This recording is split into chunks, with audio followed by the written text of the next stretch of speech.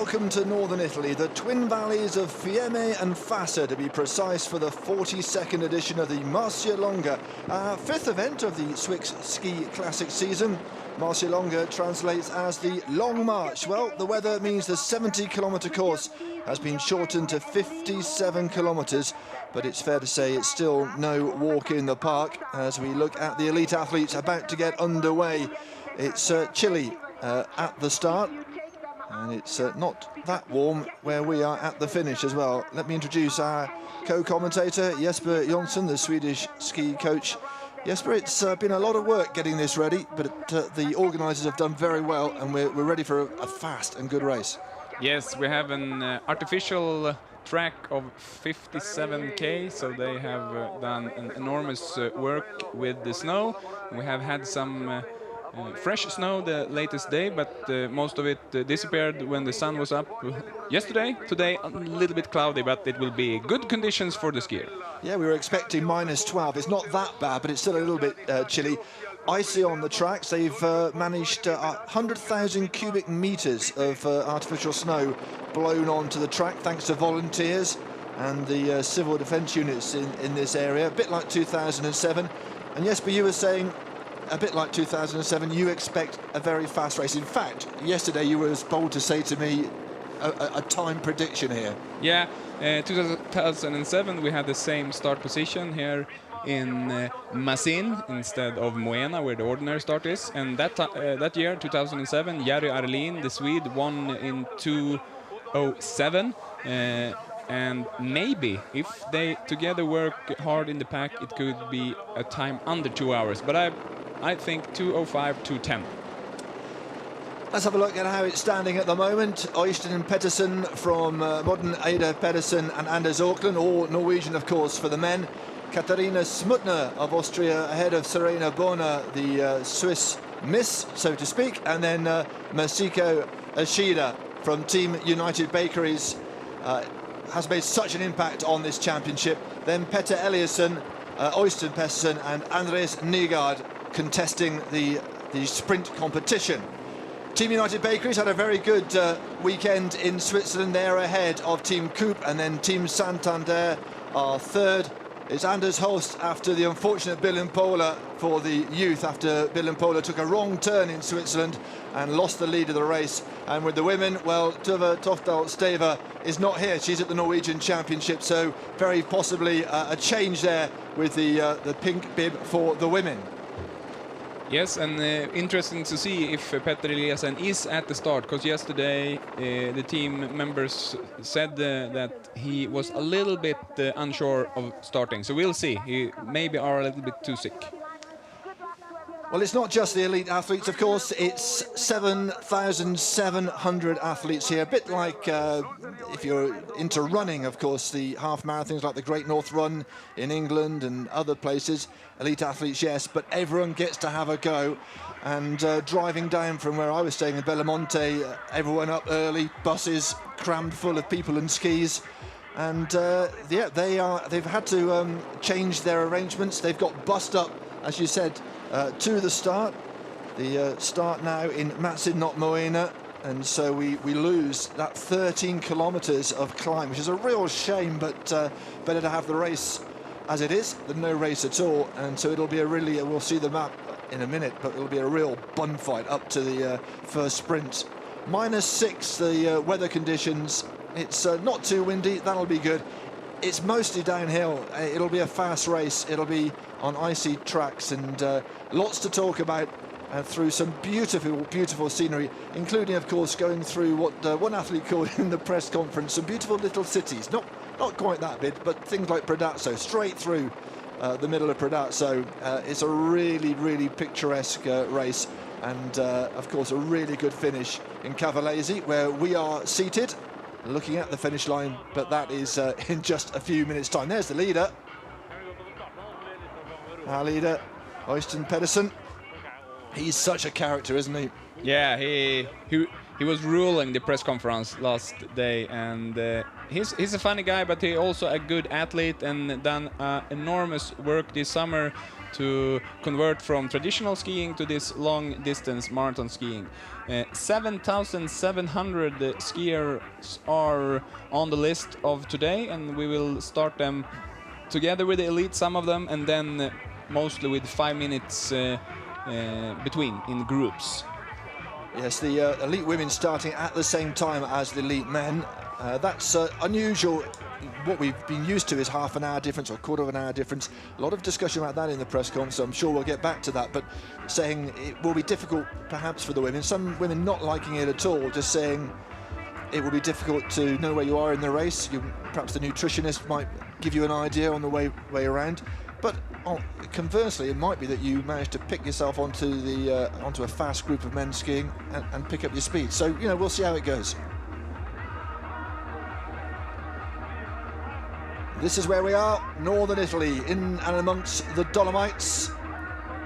The Val di Fiemme, Val di Fan. We start in Masin, and that uphill for 5 kilometers, a sprint, and then we turn around, back down, of course, the Val di Fassa, past Posa, and then down towards Moena, of course, where we should have started. Still downhill, a little bit of uphill at certain points, like Sarago. At 33 kilometers, we have the second sprint at Predazzo. And then, as you can see, into the Val di Fiemme at 40 kilometers through the Lago di Tereso. And this will be fast, very, very fast, and very tactical, because Molina, we turn around, and then this huge finish. The start of the Cascata, finishing Cavallese. That will be a killer, the last 2.5 kilometers. Yeah, I did the track yesterday from halfway, and beautiful scenery, of course. We will come back to that, but it was good conditions. The tracks are really good set, and it will be a very fast race. We have some problems maybe in some bends and some curves where it will be problem when you have a big pack of men coming into that. And interestingly enough, there is a sponsor has come up and chumped up some money for the fastest person over the last 2.5 kilometers. So I'm sure the teams won't worry about that too much, but that'll be very nice as well. Yes, that last hill, Øystein Pettersen told us something about. He had heard a lot about the last hill, but now he tried it yesterday, and he thought, oh, not so hard as everybody said. So here's a look at the course in terms of the height. It's a little bit of a sprint up to 5 kilometers, and then down we go. There is the odd little hill they were talking about, 20 kilometers, Sarago. That might have a breakaway, you never know. Predazzo, the second sprint, and as you can see, that big uphill at the end, and the temperature getting warmer by comparison as we go. Yes, we have soon 5 minutes to the start. We see Fredrik Byström in Lager 157, one of the Swedish teams. He had, with bib number 44, did a good start of the season. It was 20th last time in La Diagonela and 13 in Jezerska. Yes, the bib numbers, as I'm sure those who are into cross-country skiing will know, don't relate to where you are, apart from the yellow bib, of course, in the championship. It's all to do with last year here. So here's the start list, and, well, Norway, as always, are dominating, but keep an eye out for Øystein Pettersen, of course, with the yellow bib. The Auckland brothers, always there or thereabouts, of course. Yeah, they are. We have Jørgen Aukland, who was third last time. He has won this race 4 times. And of course, the Italians will be cheered all the way, so let's not count them out as well. And the Swedes, of course, looking to make some inroads into the Norwegians, who are, of course, in the top 7 of the rankings at the moment. Yeah, Daniel Tunnel was 10th last time. And there we have the leader of the green bib and the youth bib, Anders Høst from Lyn Ski in Norway. It will be interesting to see the youth competition. It's tight there between Anders Høst and Bill Impola, that, you know, everybody talk about after last competition in Switzerland. Yes, if you're not aware of what happened, he did go the wrong way and lost his lead. So, good to see Holly Brooks back. She was all smiles in the press conference. She leads the bibs for the women, but keep an eye out for Katarina Schmutner, been in fabulous form. Masako Ishida, well, you counter out at your peril, of course, as well. And of course, Serena Bonner started so well at the first race, but has been a little bit, by her high standards, off form. A couple of seconds, of course, and she won't be happy with that. She's second in the total. She was third last time and third in Jesserska, so I think she's aiming for the win. And the very important for the ladies now is to have a good start. 2 tracks at the start field for the women and 6 tracks for the men. And in the start to, as you said before, coming in this group that is fast with the other men. If they can keep on with that phase, it's good. There is Schmutner, the Czech woman who now races under the Austrian flag. She is, of course, has dual nationality, and she said she's surprised by the yellow bib, but not too happy to be starting with the men. That's her opinion of it, but it'll be the same for all the women, so you just got to get on with it, haven't you, in the end? Yeah, it will be the same, but it's also hard for the women to know where the other women are in the big group of skiers, because they are only like 20 women in the elite. Holly Brooks, the American, 17th in the standings, back after a break, of course. It's her first marcialonga and her first double polling as well. We'll talk about the double polling issue shortly, but she's really looking forward to this race. Øystein Pedersen with the yellow bib, leading, of course, the rankings for the men, also second in the sprint championship, so a very strong competitor and a man who really enjoys his racing as well. There's going to be no discussion like we've had in other races about do I wax, do I double pole. The grip for the wax you get not really needed. It's a short uphill and then double pole for your life to the finish. Yeah, most of the elite men will double pole, most of the elite women will double pole. Maybe some that is strong in the legs can go with grip wax, but I think not in the top 50 for the men and not in the top 10 for the women. A couple of minutes to go till we're underway. 9 o'clock local time, of course. We have the leader bibs ahead of the other pack, so they're standing there with a pink bib. Yep, Anders Horst, slightly stunned to be having the pink bib, and he knows that Bill Polo will be a threat. Anders Auckland has been very, very consistent, but by his high standards, probably a disappointing season. Yeah. This is the look down the Val de Fiamme and the Val de Fassa, of course. Val de Fassa, the first one that we'll race in. Not as much snow as you might expect, to be fair, but that won't worry the athletes. They have a race on. It's shorter than we were expecting, but we have a race, and that is good news. Expect it to be fast and furious for the first 5 kilometers before we turn back down the valley. Looking for those sprint points, of course, for the men. No sprint for the women, but we will use it as a split time to see how we're going. We also have GPS system that follows some of the skiers. We will get back to that later. And we're underway here in the 42nd edition of the Marcialonga. Fabulous sight here. 7,700 athletes will be taking part in this. We will focus on the elite athletes who, of course, are at the sharp end here. Can it be another good day at the office for Øystein Pedersen with the yellow bib? Can Anders Auckland come back into form? We're expecting just over 2 hours, a fast race here. We are in Matsin for the start. Uphill we go, and the first 5 kilometers to the sprint. Expect a fast one.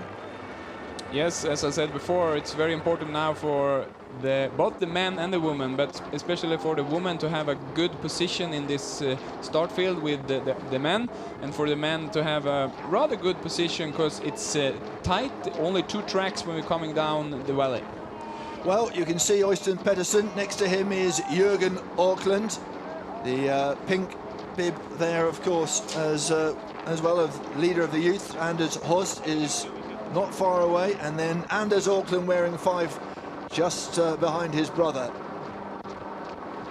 Quite steady the pace actually as they go uphill. Big discussion yesterday about the classic technique, making sure there's no skating coming into. There are a couple of disqualifications last weekend to do with the some people skating, but they were very, very clear that in the team meeting that they're not in favour of it. They want it to preserve the classic technique. That's what this long-distance cross-country is all about. And as Øystein Pedersen said himself, it may be round corners, you have to steer, but after that, straight back into the classic technique. Behind the elite athletes, of course, come everybody else. Big event for them. Might get their stamp in the passport. Another event in the worldwide community of cross-country skiing. That's something you can do. It's a lot of yellow in the front, the Team United Bakeries, and we also had Team Santander with Nygaard, Andreas Nygaard with bib number 160, who had a good start. He's aiming for the green bib. He's third in the total sprint summary. He will see some start pictures again. We saw Oskar Svärd there. He has won the Marcialonga a couple of times. He won 2010, and that was the first time Oskar Svärd won the competition by double poling. So since that, it's happened a lot with the technique, and we will see today a lot of good double polers coming through the finish. Absolutely beautiful scenery, and very different to a lot of the other courses. Bedřichov, of course, in the Czech Republic, uphill and down and through the mountains and through the forest as well, of course, but here quite built up around the valleys here, and you'll see everyone heading on to the slopes for some downhill recreation, but we are worried about the tracks here, and an early break there from Andreas Nygaard. As Jesper said, looking to get some sprint points. He's third with 50 points. Øystein Pedersen with 70 points, Petter Eliasson with 110. So, you know, with the points you get for the sprint, very possible to end up today with that green sprint bib. The bib's very much like cycling, of course, a yellow bib. You have a sprint bib as well. We also saw Daniel Thynell with bib number 70. He was 10th here in Marcialonga last year, and he and his brother in the Team Thynell are well prepared for this race. Just to let you know that in terms of points for the sprint, of course, it's 40 points for first, second gets 30, third 20, fourth 10, and then 5 points for fifth. And we reckon around 13 minutes or so, and we should be up by the first sprint. Still a long, long way to go. Not as long as it would have been. We were looking, well, last year it was the full race distance, won by Simon Østensen, who's not here. 3 hours, 10 minutes and 16 seconds. Julia Tikhonova won the women's in 3 hours and 27 minutes and 54 seconds. We believe she's not starting here either. Up the hills we start to go away, of course, from Matsin. And as I can see, Petter Eliasson started today, the man with the green bib, so if our GPS is correct, he's in the field. He was a little unsure in the beginning. Jon Christian Dahl leading out the skiers at the moment. Said in the press conference yesterday, I'm not as strong as last year, but I'm still improving. And I like this. He was asked, what's your ideal race? He said, me in front, team director behind, glass of red wine at the finish. He's my kind of man.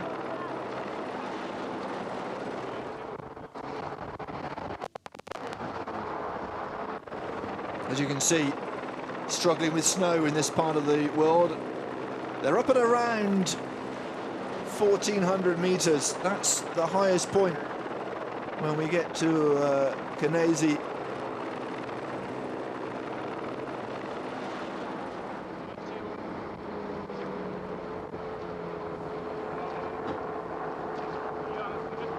Early start for all these athletes, of course. Very difficult, always a question of your preparation. And some of these athletes have said we've taken a bit easier with, what is it, 4 races in 4 weeks. Just a little bit of toning, but nothing too strenuous because we're doing all the work here.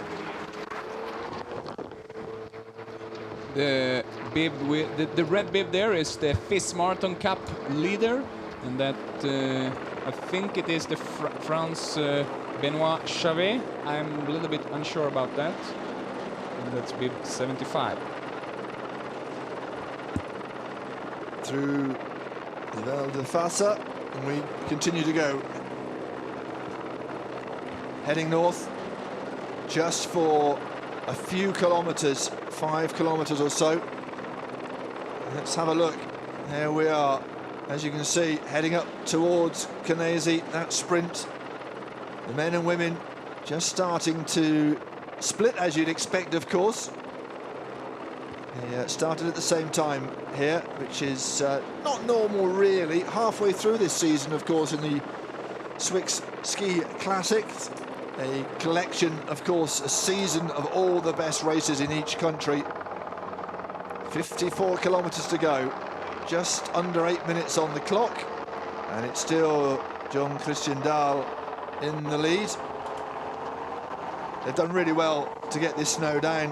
100,000 cubic meters, we were saying. It's such an effort, big effort by all parties. A quick look to the women's. I see that Smutna is the one that can keep the fastest speed so far. Britta Johansson Nordgren and Laila Kvele is a little not so far away. And then we have Korsgren, Ishida, Boner. Those are the, at the moment, women that are closest to the leader men. Well, Smutna has been in great form, really has been outstanding. And she's out on her own. Just a little bit, not a great distance. It may change. Ishida, well, we've known what great sprinting ability she has anyway. As we look from the helicopter, sweeping over this valley, absolutely fabulous pictures. We have soon 1K to go to the sprint here up in the Canasei, where the track, the course turns around back. And from that point, it's mostly downhill. There are some short, steep hills. We're coming down to Soraga. There is one where Aukland did a good push a couple of years ago. So we'll see if someone can do something during the race down to the Cascata, or if the race will finish there. Jens Eriksson is making a push, looking to take the points if he possibly can. Yeah, we have now 1K to go to the sprint here in Canasei. Starting to liven up. We said it would be, what, 13 minutes. I won't be too far off that. Might be a bit quicker, actually. We're saying it's very, very icy out there. Like, it was very cold last night. Of course, it melted slightly in the sun yesterday. So they're happy with the conditions. It's fast, a little bit of a worry going around certain corners, but we shall see. I know the Skidoo drivers are saying it was a bit of an effort to keep in front of them at some points in the lead up to this, the practice to this.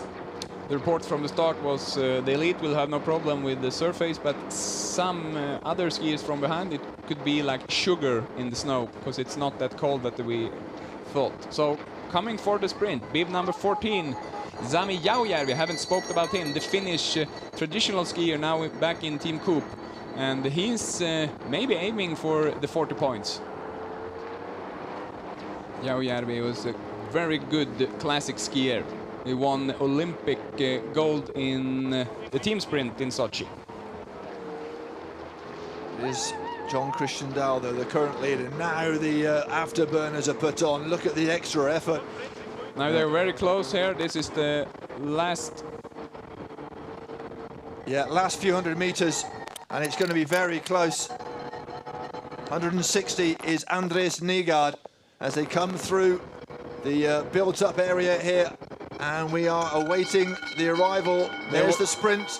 The bell goes. Who's going to make the maximum points? It's Dahl ahead of Nygaard. Nygaard, Pedersen, Eriksson, and the Finn takes the last of the points. Well, all of a sudden, it got fast, didn't it? It got quick. And this is our first split time, so we can see who else is doing well. Bruno De Botoris, the Italian, up in 6th. That'll please the locals. And soon we should have the first lady coming up here. It's still Smutna, but Britta Johansson Nordgren and Laila Kvele is not so far behind of her. Well, this is the problem in a way when they all start together. The women don't get their 5 minutes of fame at the early start, but still, it's a race all the same, wherever they are in the pack. There we saw Smutna. There goes Smutna, 50 points. Britta and Laila. Britta Johansson Nordgren in the pink dress from Ski Pro-Am, the Swedish girl team. Just to clarify, there is no points for the women, but you get the split time, of course, which helps. Probably because there's not as big a field, so that's why. But the field is growing with the women, isn't it? Doubled in a year, so we're looking forward to it. Hopefully, doubling again. Ishida only 22 seconds behind. That's well in the sights. Yeah, Masako Ishida is 4th, and interesting to see Lina Korsgren on 5th position. She was sick last time in La Diagonela. And the Ski Pro-Am have a good start with Britta Johansson Nordgren in 2nd and Lina in 4th. So then back at the head of the race, this is John Christian Dahl. Big breaths.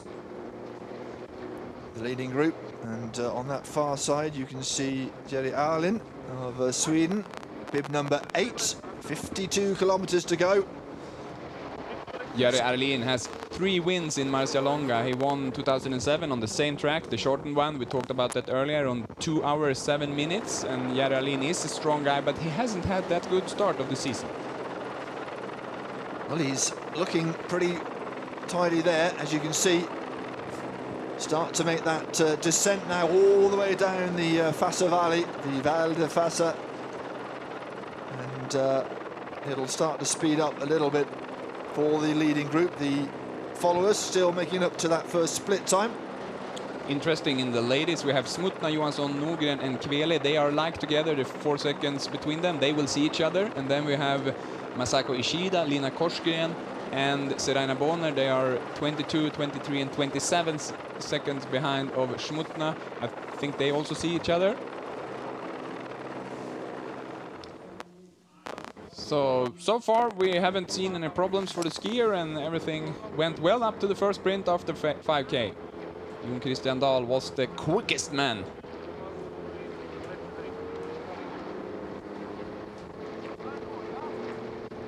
And as we predicted, it's not going to be a question of a breakaway. We saw in the Czech Republic it was a long, early drag up, and it certainly spread the field out. We're expecting it to be quite bunched for quite some time, aren't we?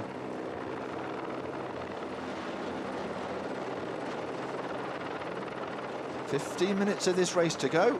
I've gone, and well, possibly just under 2 hours to go. Certainly a lot shorter, because we've taken quite a lot off. It's gone down in 13 kilometers from 70 to 57 kilometers. As we look again at the finish, the sprint, Dahl just taking it from Andreas Nygaard. Mr. Pettersson, Jens Eriksson and Sami Järvi, the Finnish skier, taking the last of the points. Just 5 places to get points in the sprint for the men.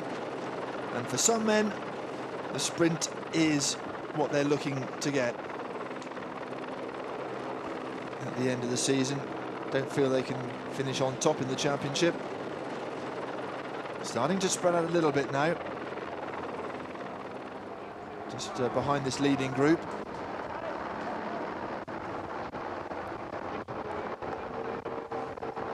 '20 is Adam Laugerland.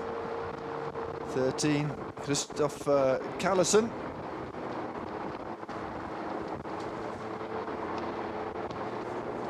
Callison having a good season, and certainly enjoying life at the moment, and he's just looking over his shoulder, making a bit of a break here.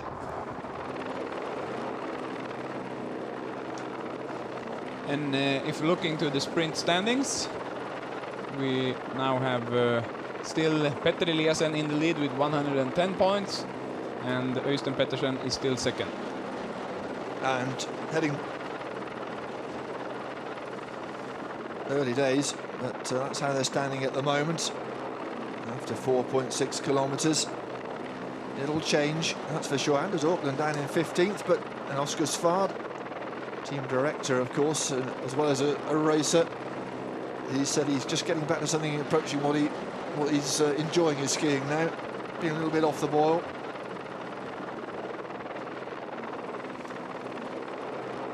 Women, as we mentioned, Smutner from Janssen Norgen, Vela and Ishida. But look, a lot of skiers within 30 seconds, so nothing really, no decisive breaks. And as you can see, it's a train going through the forest at the moment. There are other tracks, but everyone happy just to stay in formation, take what aerodynamic advantage there is, and then skip across to another one of the tracks if you feel you want to make a break. And someone is looking to take their turn at the front of this fast-moving train of skiers.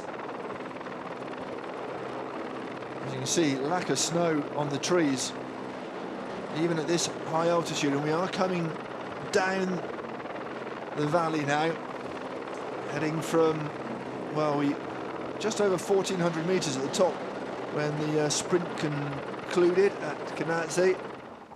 We're down to almost 800 metres at Castello Molina, and then of course that big finish brings us back up into Cavallese, which is around 1,000 metres in height. Paul Severin Botnes, one of the young Norwegians, is now leading this group ahead of Jari Arlin in Team Santander.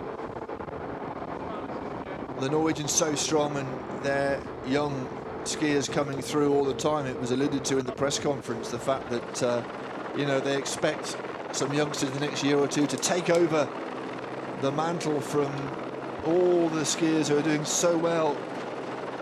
The top 7 in the standings going into this race: Norwegian, Pedersen, Auckland, Eliasen, Girdalin, Callison, Dahl, and 8th place the Czech Stanislav Rezak.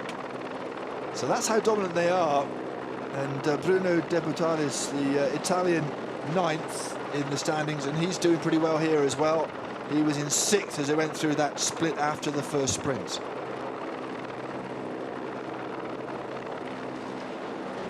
Of course, it's a team competition as well, and it's fairly tight for the teams as well. United Bakeries has such a good weekend in Switzerland, and they leapfrog their competitors into the top place there.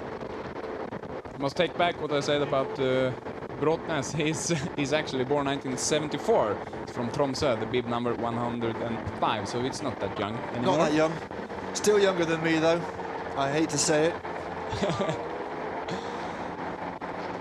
131 is Ivar Tveiten. He's now the leader of the group.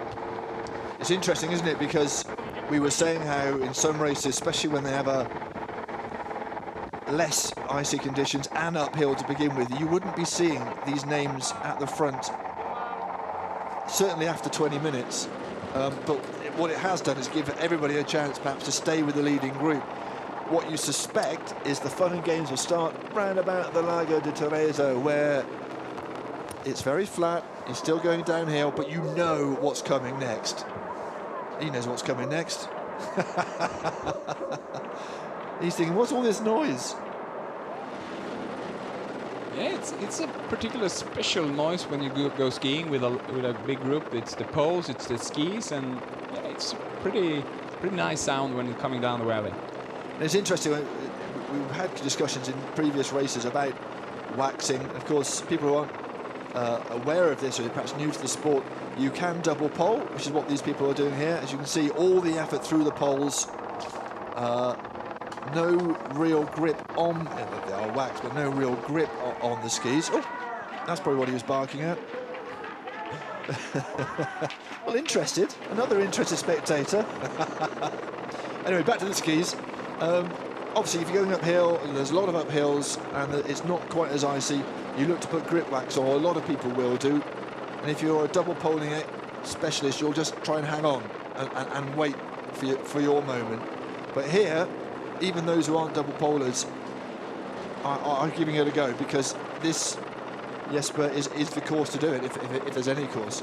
Yeah, they are kind of forced to do it this time when we only have the 5K uphill, and then it's mostly downhill until we coming down here for the last hill, Cascata. And in the Cascata, we should say also that the sun gives it a lot of sunshine there, and it gets warm. So the grip wax up here in the valley will not work down in Cascata. So you anyway need to double pole it. So then you can do it all the way.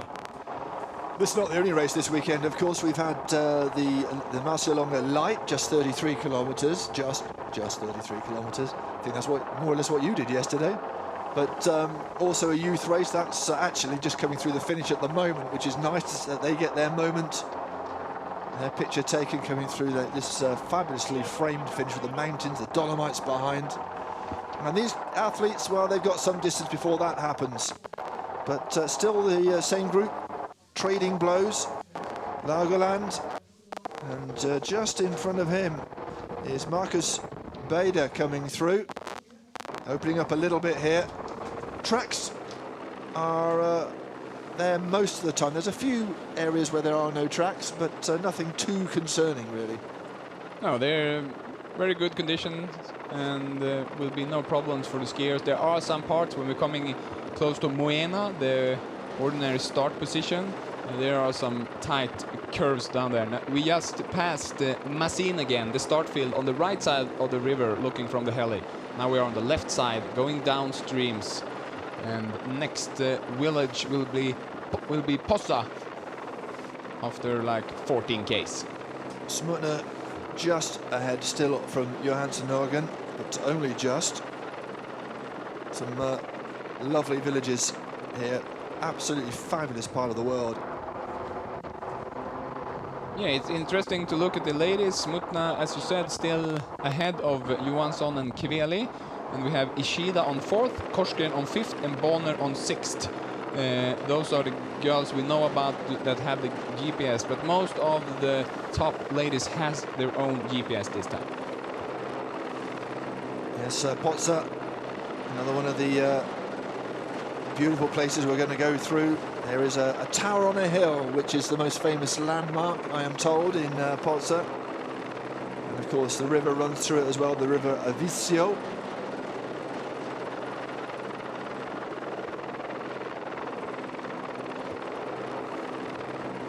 Before start, we talked about Holly Brooks. She was 1:20 behind up in Canasate. I think she's not back in the good form she was before she got sick. Yeah, she said, well, and also she's double poling for the first time. It's not comfortable territory for her, is it? And so she will be she said, no wax, lots of questions was more or less how she summed up her week. And, well, you know, if nothing else, it'll be a learning experience. Anyway, back at the front with the men. Yeah, it's interesting to see that John Christian Dahl from Team United Bakers is doing a really good work. He has been in the front for a couple of times early in this race. Very soon they have done the first 10K, and we have a good speed, 25 minutes. Actually, they have done 11Ks. Yeah, and you can tell me this, going downhill, when you're not actually, you can see them tucked up, just the fastest, easiest way to get down the hill. What sort of speed would they be doing here? They're not dawdling, are they?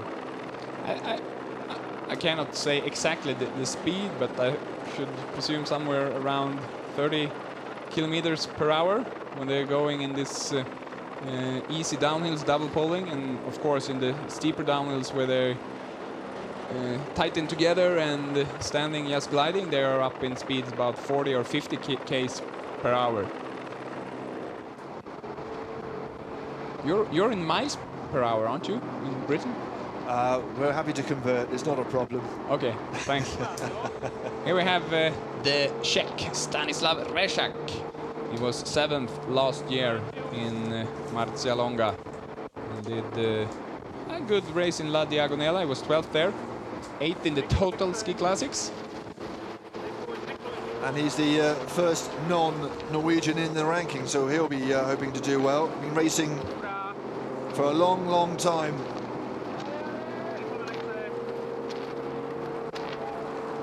Six-time winner, 14 podiums. Takes on some liquid at the refreshment station. This is very important that you get your rehydration right, isn't it? Because if you have too much, it's not going to help, but you've got to get something in there as well.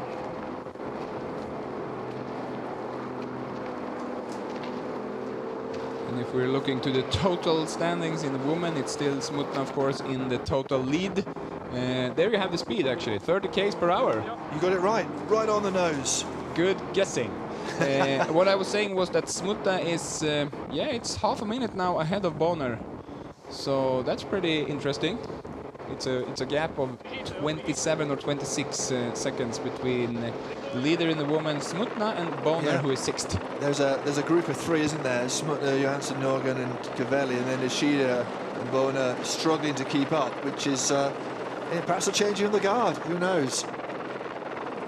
Yeah, we will follow them as long as we go down the valleys. Hopefully we will see the ladies a little bit more also with the skidos, but I imagine the skido drivers have problems because there's a big group of men from the very leaders down back to the women, so maybe that will stay to later. You see one of our skidoos following the men through. Heading into Pozza. That's the 15-kilometer mark. And keep your eye out for the tower. See if we can find the tower anywhere. Going quite a rate of knots. And looking to the clock, 29 minutes for 15k. That's fast. So yeah, I actually didn't found Jerry Arlin's split times from 2007, but his finish time was 2:07. So that could be interesting to compare with. Well, you hedged your bet, said possibly. I'd like to be a bit more positive. Definitely 2:07. So we'll see what happens. You've been right so far on speed and splits, and we'll see what happens. But it looks a lot more sedate when you're viewing it from the helicopter than when you're actually down there in amongst the action. And that's the view down into Pozza. And 46 seconds now in the women between Bonner and Smutna. And Katarina Smutna certainly has been very impressive. Of course, won in the Czech Republic, and that was one of her races that she was keen to win. Of course, races under the Austrian flag now. She lives in Austria in St. Ulrich. Her ski club is Saalfelden Salzburg.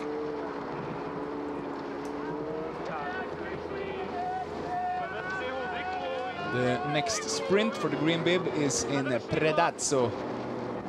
There we have done 33k, so another 8 kilometers to go. And here's an Italian leader, Mirko Rastelli. They'll be happy about that in the valleys, that's for sure. It's a young Italian skier, born 1991, so haven't passed the 25 yet. You have to be 25 or younger to qualify for the youth pink bib competition. It's interesting though, you know, a lot of the skiers can go on for quite a long time. You know, we've seen skiers in their 40s doing very, very well, and you'd think that might not be the case because it is such a long distance, long bursting effort, but it does seem that as long as you keep the training up, you're always there or thereabouts. Is that the tower? Who knows? Could be the tower you're talking about. I think that's the church. Yeah, it's the church. Yeah, that was. Beautiful part of the world, though. Really recommend, if you haven't been, come and have a look at this.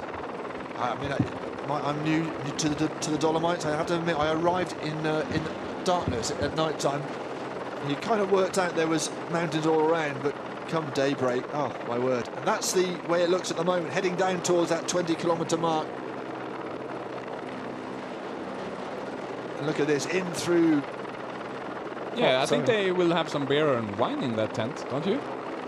It looks fabulous, whatever it is. Yeah. But straight through the city, the small city as it was described in the press conference.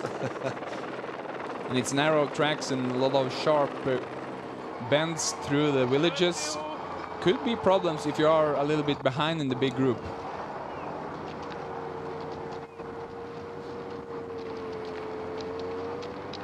So it's still Rastelli, the Italian, leading them out of this area now.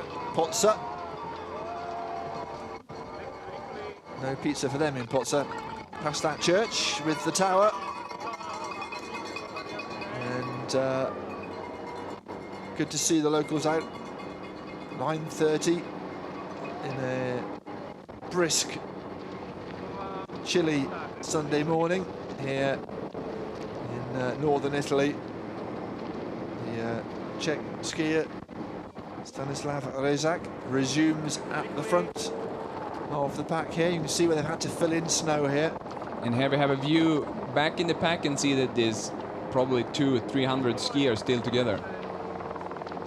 Looks like a long snake. Well, he's been on the podium every year in the last 4, apart from the last year, Rezak. So it's certainly a course he likes, but he'll take his turn in the pack as Daniel Tinel of Team Tinel comes to the front. And here's a man who's certainly experienced.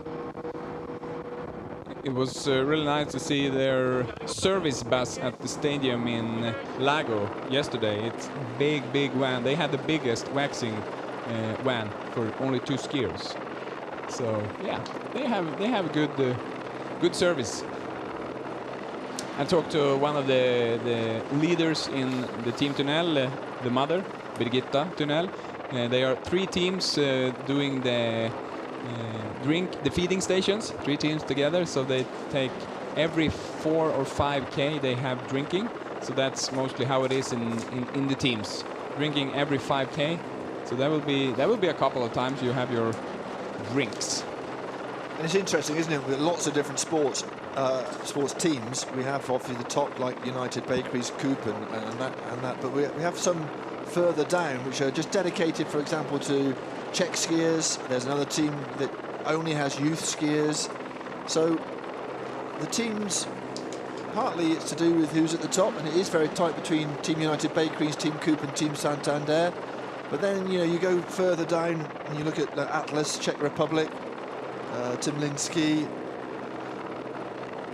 and Team Ski and Run, helping local skiers in Sweden. Those sort of teams really are here just for the experience and to help the sport. Look at that. Nice mountains here in the Dolomites.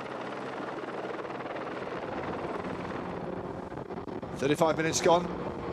42.2 kilometers to go as we head out of Pozza into the valley again and through the not snow-clad trees. And it's, as you can see by the speed the Skidoo is doing, it is fast out there. The tracks are icy. It was a cold night last night after a sunny day yesterday. Lovely, pleasant day. Managed to catch some time in a local cafe, taking in the sun, as were half the teams by the look of it. They were wandering around Cavallese. That's where the finish is, in what, an hour and a half or so.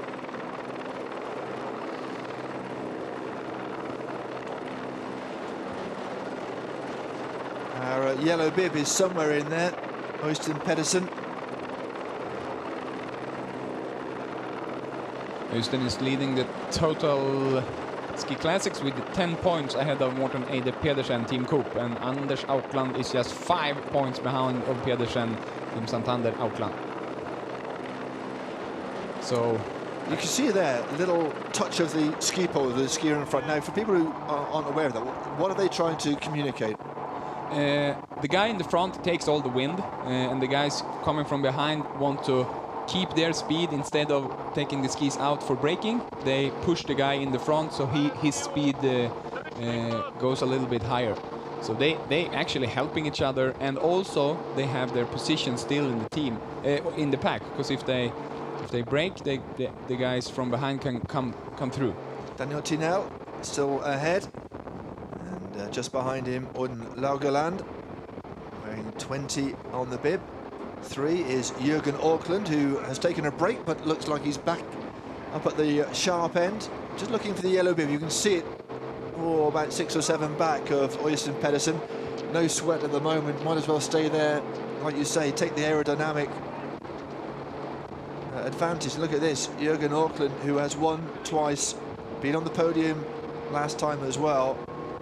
So he's very, very much one of the favourites here. And looking to different skiers and how they are built, we see Daniel Tunnel is very big upper body, he got a stable core, and Jürgen Aukland is a little bit thinner. So yeah, Daniel Tunnel is a very good double polar, and when it goes like this a little bit downhill, he can really get high speed. We were discussing this yesterday.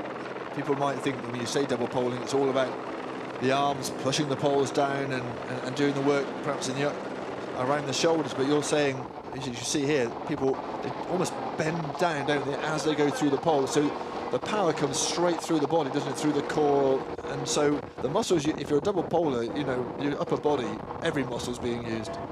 Yeah, and also the legs, because you see them bending the knees and going down for a lower position and then coming up back to a high position, and that's through the legs. So you have a lot of muscles in your legs, and you try to use them too in the double poling, of course.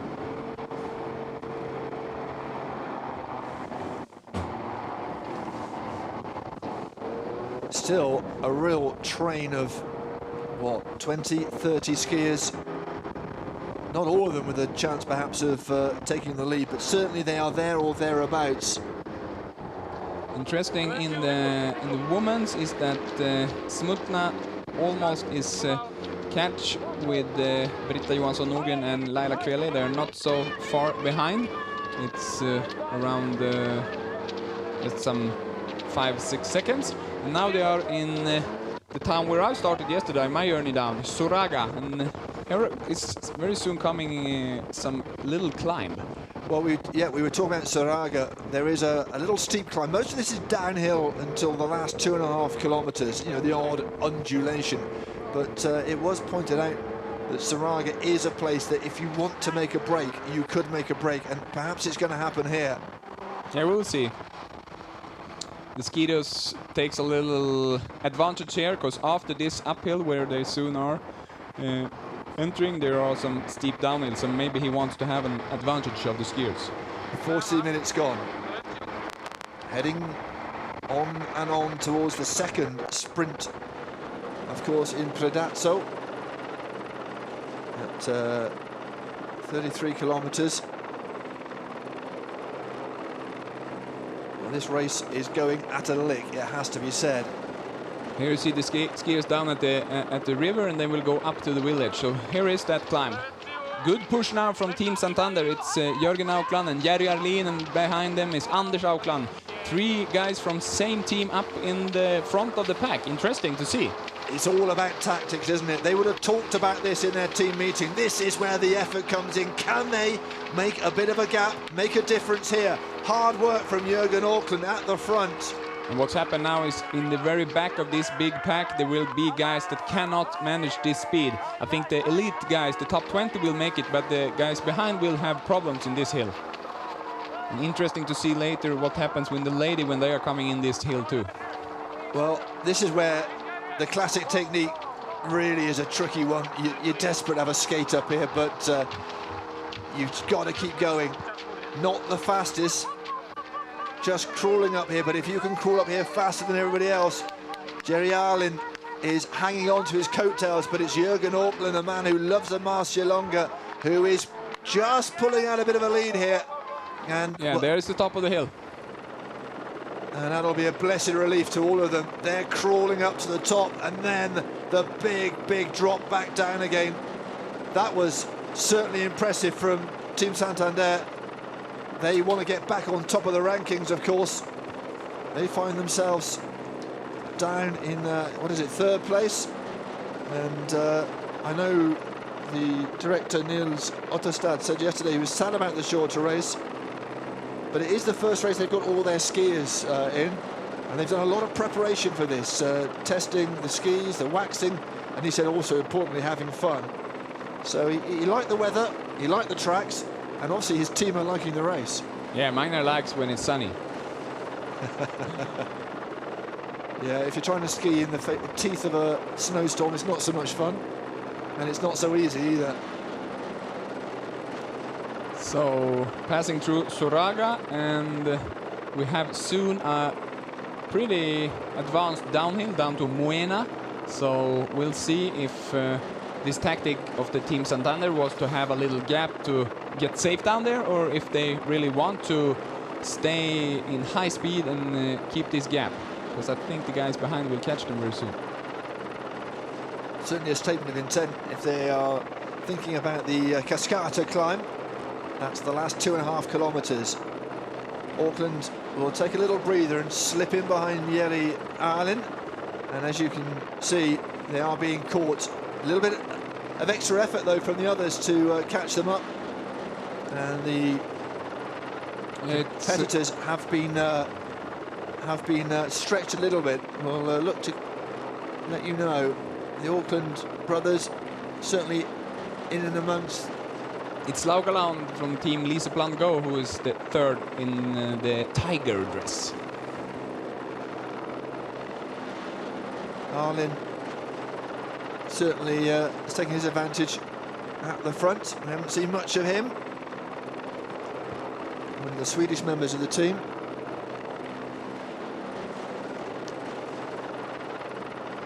Laugaland, Tinel, Anders Auckland, Pettersson, Dahl, Svard hanging in there in the top 10. I was looking out for Willem Pola after his disappointment last week. As we look at the climb again, look at the effort that has to go in. And, well, after all that, up comes Laugaland, and the Liseplan team member takes to the front. It's going to be nip and tuck. It's going to be tactical, isn't it? And you suspect that we won't know one way or another until we get to the finish and that 2.5 kilometre climb, the Cascata climb into the centre of Cavallese, where we are waiting for them, waiting. I'm going back for the ladies now and see that Smutna still have the little gap of 5 seconds, and Johansson and Kvele is 2nd and 3rd. Ishida is now 4th. And she's very quick in the uphill. Korsgren is passed by Boner. Boner is new 5th at the moment in the steep hill. So Schmutner is very powerful, isn't she? So she will do her best to make the difference there. Interesting race, the women's race. We'll keep you up to date with that one, of course. Look at the lack of snow. You're barely covering the fields here. The organizers have done enormous work with 50k of artificial snow. Yeah, absolutely. And they said they're very proud. They pledged the race would happen at any cost. And if you were reading the press releases from the organizers in the last few weeks, they're saying, look, the weather's not great. We'll get it on. Whatever we have to do, we will get this race on. And you can see where they have had to just pour the snow in, make the tracks. Here at the finish at Cavallese, there was mounds of snow at the finish line, and overnight that's been smoothed away, and it looks fabulous as the youngsters are still piling past the finish line here. And this is where the leaders of the main event, the marcialonga, the long march 37.5 kilometers to go, and a steep right-hander here. Now you'll watch the skis. They are allowed to push the skis to keep them on track, and once they're back on level ground, going straight forward, back into that classic ski technique. I know for sure that Øystein Pedersen was saying at the press conference, he was quite, at the team meeting rather, he was quite vocal, saying, look, I will use my, in this case, left ski to go around the corner, but, you know, once I'm round, I will not, you know, skate. There was a big, and there has been a big conversation about, you know, a couple of skiers disqualified last weekend for skating. There is a judge and a jury, and they will be watching as we head into Moena, where we should have started the race, but we are certainly going through it. As you can see, more snow being put down because there's no snow in and around Moena. Again, the locals have got up early to stand and wait for these guys to come through. From Moena down to next sprint in Predazzo, there is just flat and a little downhill, no big hills, so this is a part where you can push hard in the double poling and make the other guys tired. But it's also easy to go behind in this part of the track where it's not so much hills.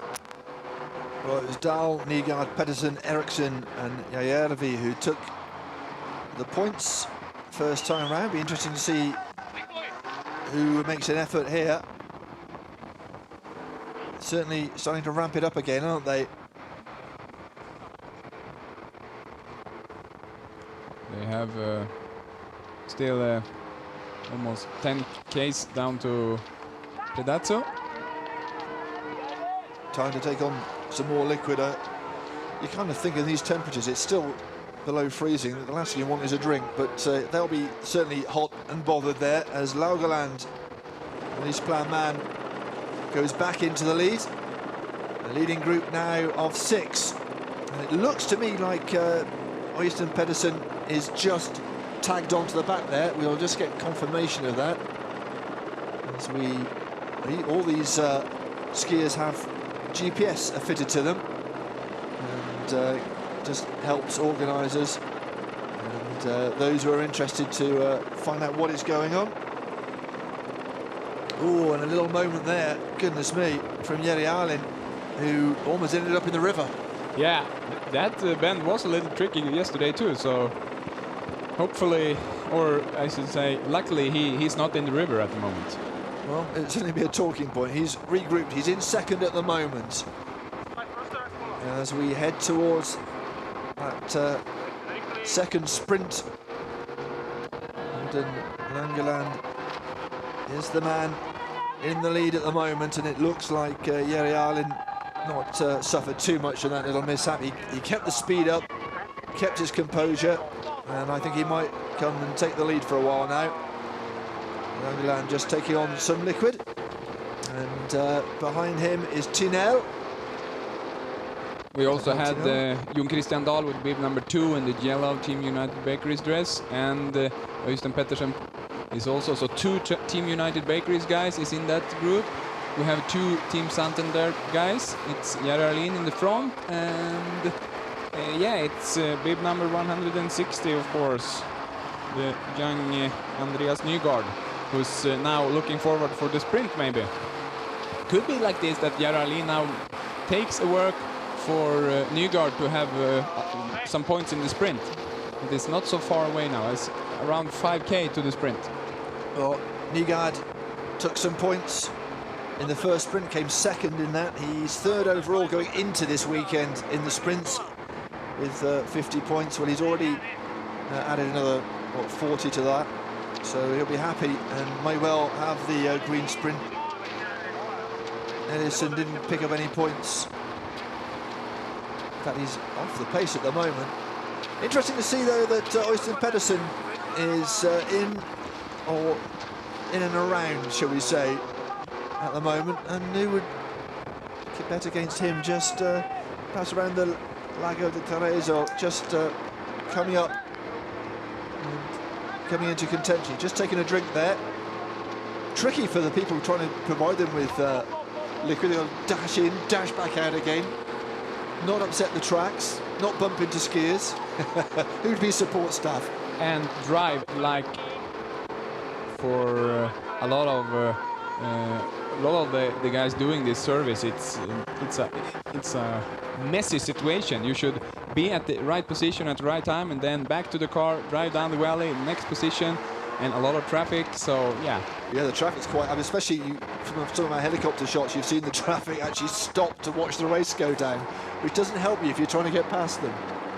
You've got to bear in mind the support staff. It's a great shot. You wouldn't be surprised to see a lot of timber in this part of the world. Timber industry, big part of industry here in the Dolomites. Yeah, the support staff, certainly the unsung heroes. They spend a lot of time waxing, testing the skis, going out testing the course. Yeah, it's a difficult old task, but it's well appreciated as Anders Auckland takes the lead from Odin Langeland. And the 6 skiers who had a little gap, they are now catched, and they are a big group together. Yeah, Bill Impole asked about, he's there with bib number 23. His GPS isn't with him, so that's why we haven't seen him on the GPS. A little crick of the neck from the yellow bib man, Øystein Pedersen. Such a character. Always a joy to watch him at play, and it is at play at press conferences. See him translating for his Japanese colleague. That was very funny. Masako Ishida, who herself is a joy to have on the circuit now, having so experienced in the World Cup, of course. And she comes, she smiles, she races hard, and she 4th at the moment in the women's race. Just to let you know, Smutner, Johansson, Cavelli, Ishida, and Bona. That's the ranking there. They're not too far apart from each other, and of course with the last big climb you never know. I'm not sure that Bona will fancy that. She struggled in the Czech Republic with the climbs. But what has happened is that Kvele lost Britta Johansson Nordgren, who is now in the 2nd spot alone, 10 seconds behind Smutna. So that's what had happened in the ladies. Kvele is now alone on the 3rd spot, haunted by Ishida, that is coming from behind him with good speed. And a change of pole there for Odin Lagerland, who is put him back into the pack there. He's still trying to attach that ski, and he's, oh my word, almost taken out by one of the support staff as well. Oh, that was a nasty moment. Oh, I bet that guy, whoever he is, bless him, has his heart in his mouth thinking that was almost my fault. Yeah, as I said earlier, it's tricky and very stressful to be this guy who give them the drink. They're coming down here in 30 kilometers per hour, and you should give them a can of water or sport drink in that. So you do wonder whether they might employ a system of poles. Might be a lot easier. Just grab it off the pole. But hey, perhaps I can patent that and make some money out of it. Hey. Yeah, maybe that could be a good idea. A pole with a little hook, and you absolutely put it out in the field. 33 kilometers to go. Let's have a look at this again now. Yeah, he's making the signal, isn't he? At some point, I need a new ski pole. You know, if you're not a skier, you think, well, they're not that important, are they? But they're everything. They're your power base, certainly, of course, in double poling. And without it, you're not going to have a good race. And I just wonder whether Lagerland has got himself composed and got himself back up there. Let's have a look at this again. Drops it, picks it up. I love the way the team is. Go on, get on with it. It just has to take a bit of time to get the hand binding correct. But there he is in 2nd place. So not too much of a drama. Now's the time to change, not when you're trying to head towards the sprint or up the hill towards the finish. Looks like now the speed is a little slower because they are in 2 and almost in 3 different tracks. If we have them in one track, we can imagine the speed higher. This race, of course, first run in 1971. An idea of 4 friends. You can imagine it, driving back, I imagine, from the Vasaloppet, the really famous Nordic race. Perhaps also inspired by Francis Nernez's gold in the 30k in the 68 Olympics. And the conversation starts, we should do this at home, you know. And from that, they had to think about it as we go over this very picturesque bridge. Never thought about it, decided on the valleys of Fiemme and Fassa. In 1971, they dropped 50,000 leaflets to the inhabitants around here from an aeroplane to try and get them involved. And then decided on the name, which I think is brilliant, the Long March, Marcialonga. Brilliant. Yeah, makes sense when you say it like that, the Long March. Because it's pretty long when it's from the start in Moena, it's 70k, today it's 57, just because we haven't had, I think, money enough to make 13 more Ks artificial snow. I don't think they had the time either. New leader, by the way, this is Fredrik Bryström comes to the front. And just behind him, he's been there or thereabouts all the time, Andreas Nygard.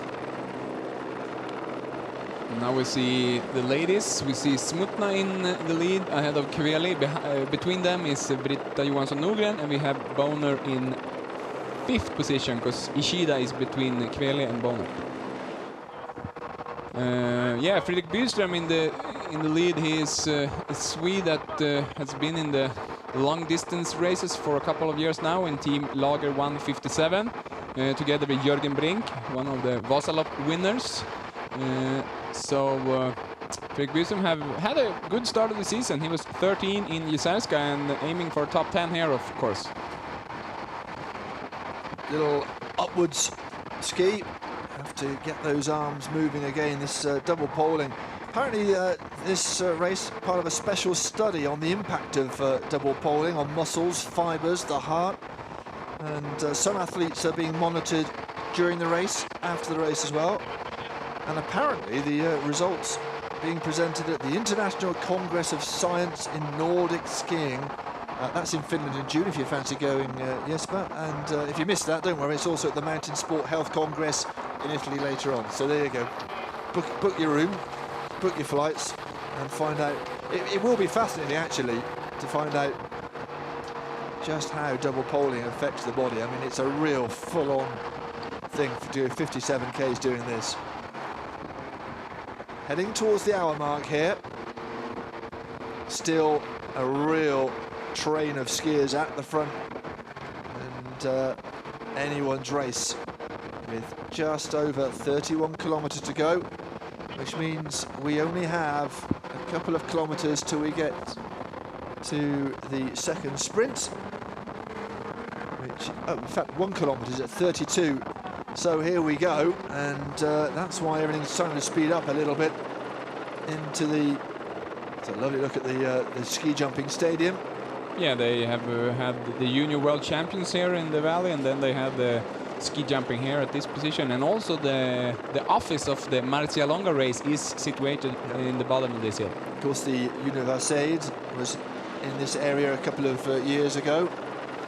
That's a great festival of sport. I was lucky enough to be at the Youth Olympics in Nanjing in August. Again, just magical to see young people enjoying whatever sport it is they enjoy. And you know, the good thing about the ski classics is even the elite athletes really enjoy themselves.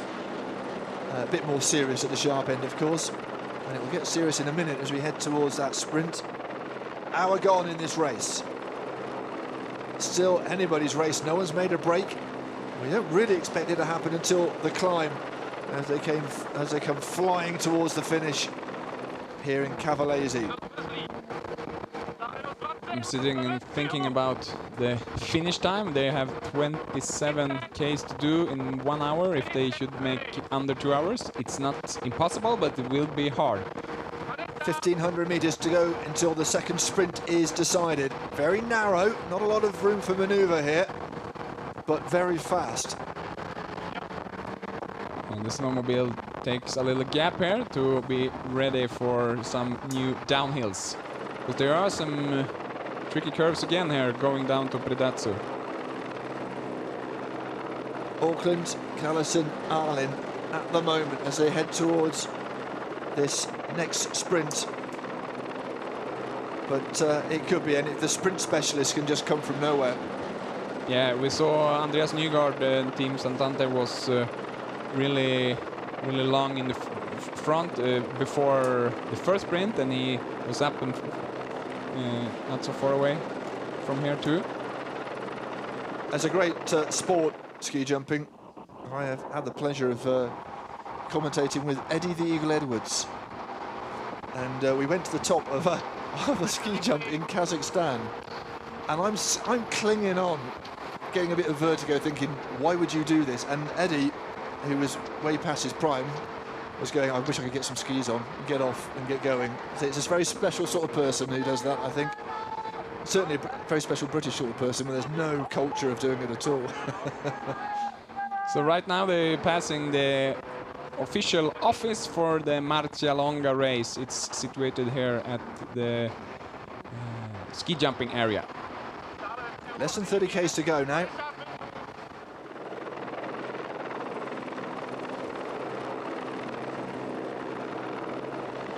Closing down to Predazzo, where the sprint is. Right in the middle of the town. They had a race yesterday here from Cavallese up to Predazzo for skiers with old suits. It was really nice to see. Yeah, on the way to my hotel I had to go past the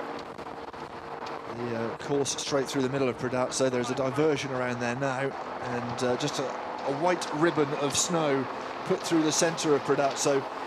Lovely to see, lovely to ski through, and yeah, the sprint will be there, and it's heading very soon. 1:03 on the clock, less than 30 k's to go. Andreas Nygaard is now up on the second spot. There are 4 Team Santander in the top 6 at the moment. Fredrik Byström is still in the lead.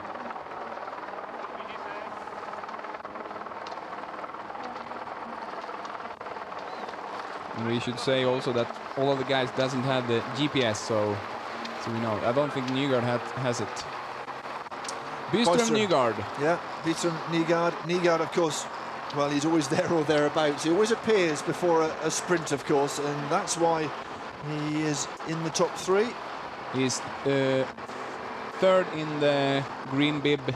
It's interesting as well. There's 4 coming into this weekend. 4 vying for 4th place. Auckland, Impola, John Christian Dahl, Daniel Uela, the Italian, of course, who would love to take some sprint points here, but hasn't really been in the running so far. Going down here to Predazzo, they will turn left soon over a little bridge, and then they are heading down in the city center where the sprint is. Mix of just beautiful villages, and as you can see, some industry as well. As we mentioned, the timber industry very big around here, and yeah, been taken through some byways and highways, haven't they? Underneath some buildings, not under the underpass, luckily. Yeah, and there's bridge. And you can see just how much snow has had to be put onto this course. Another refreshment being imparted by one of the team members there. There are 4 guys now heading for the sprint. They have a little lead. Nygaard is still second. Fredrik Byström is leading. The sun is up.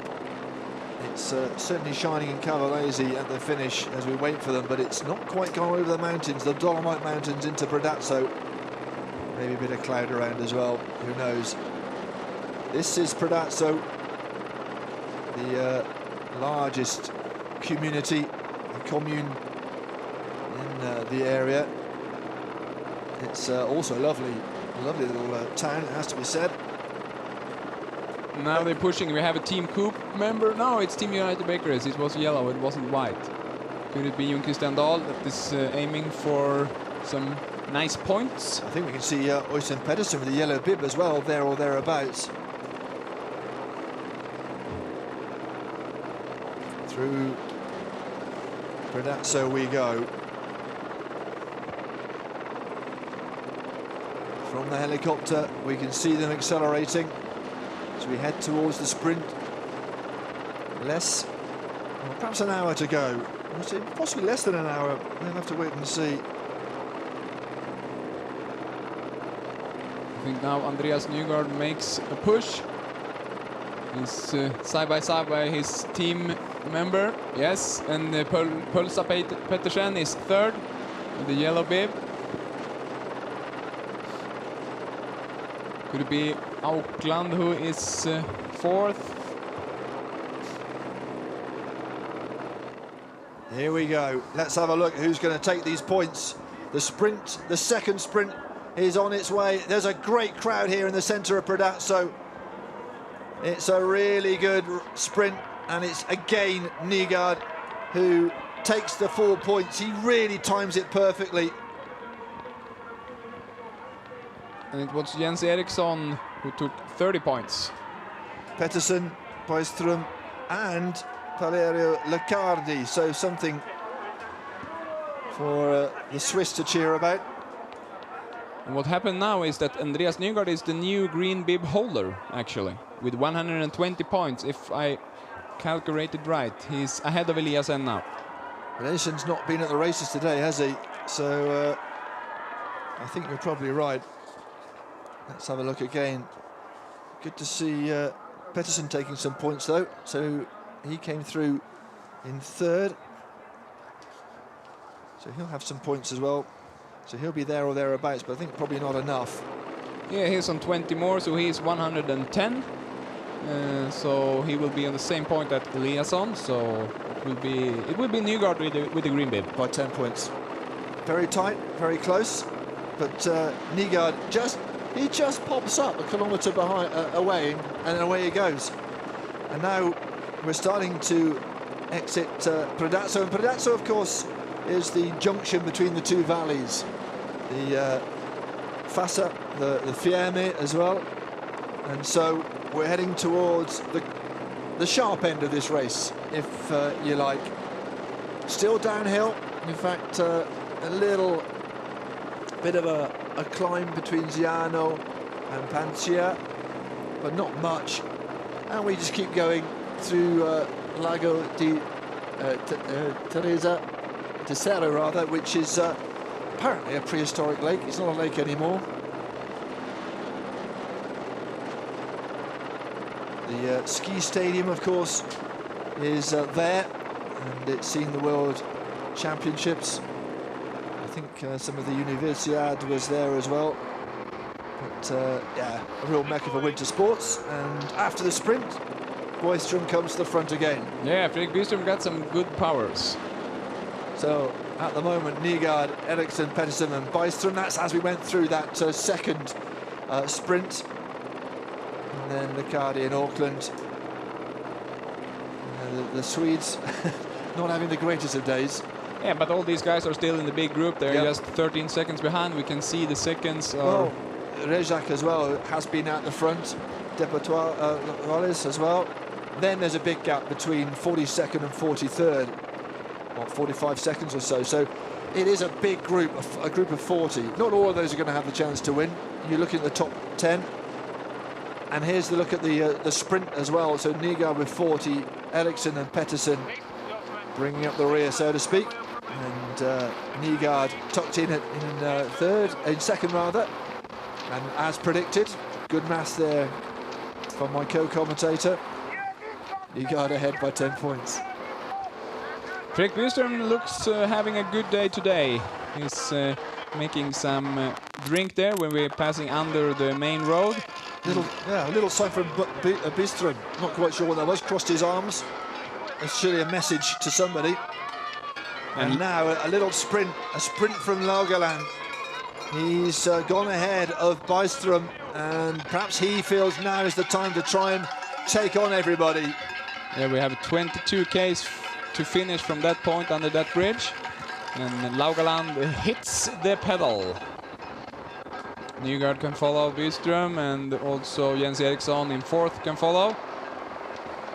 A little unbalanced Byström there. Yeah, you just wonder whether he was going to another ski trap, but it was just lack of balance. Yeah, you have done 1 hour and 11 minutes. Of course, you are a little bit tired. What a beautiful part of the world, though. Really into this Val di Fiemme now, a wider valley. And now the sun is coming into the track also, because now we have left Val di Fassa and coming into Val di Fiemme, as you told us.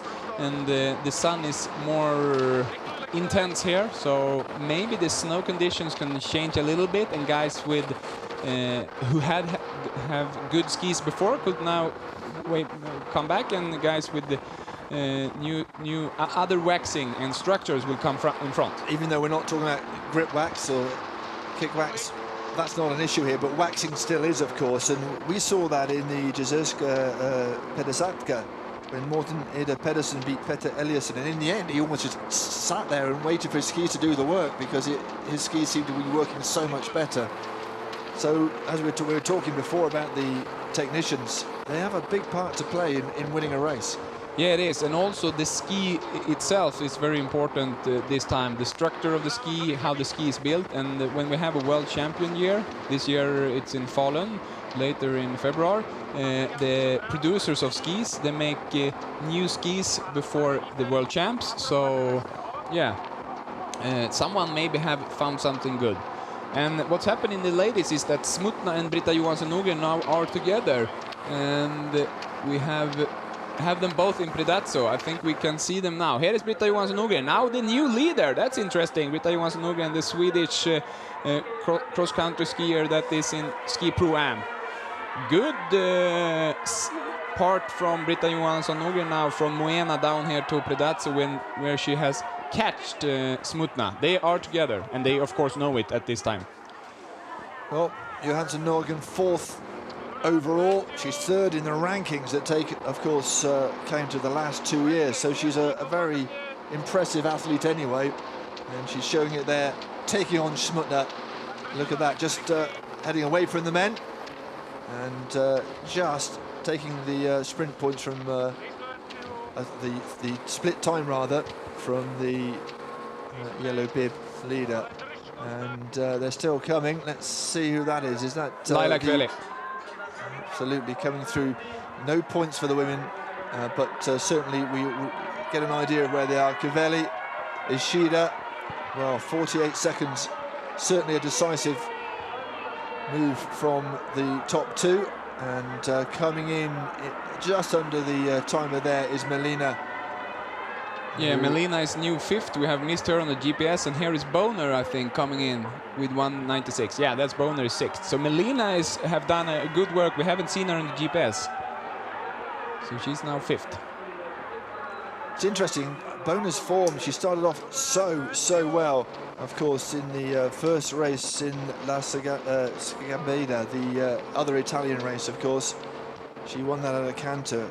Smutna second, Johansson Nogren third. But it would seem that the order has changed slightly. Anyway, Jens Eriksson is our leader at the moment. Jens Eriksson leading the men from number 20, Auden Laugerland, who's been there or thereabouts for quite some time now. It's interesting to see Jens Eriksson back in good shape. He was 14 in La Diagonela, and before that he had struggled with some injuries and have been sick. So he's good, back in good shape. What it looks like with soon only 20 Ks to go, Richard. It's gone quickly, hasn't it? Hour and 15, that's all. 57 kilometers this race, rather than the 70 we were expecting. It could be under 2 hours. I still say that.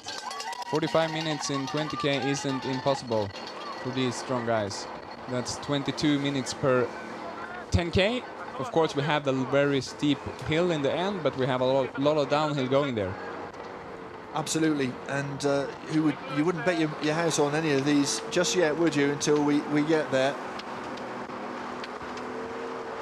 Jens Eriksson is a more traditional skier, hasn't been so long in the marathon skiing, so with this shortened race, I think that's positive for him.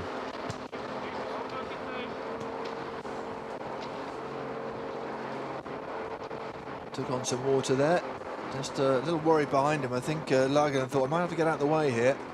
Slowed everyone down with that drink, but everyone stayed behind him.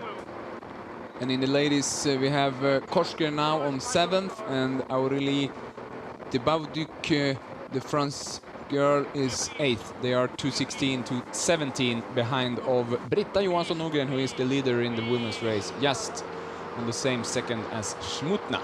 Annika Lostrom is in 9th for the women as well.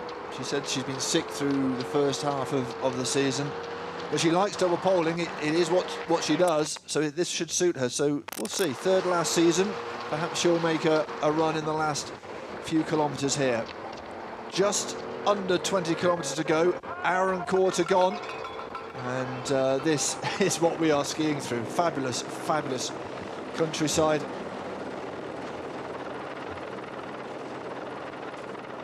This is the Val di Fiemme. They'll head down here, turn round on themselves, and then take a really steep hill, a big climb up to Cavallese, where we are awaiting them here. Cavallese, along with Predazzo, the two biggest conurbations in the area.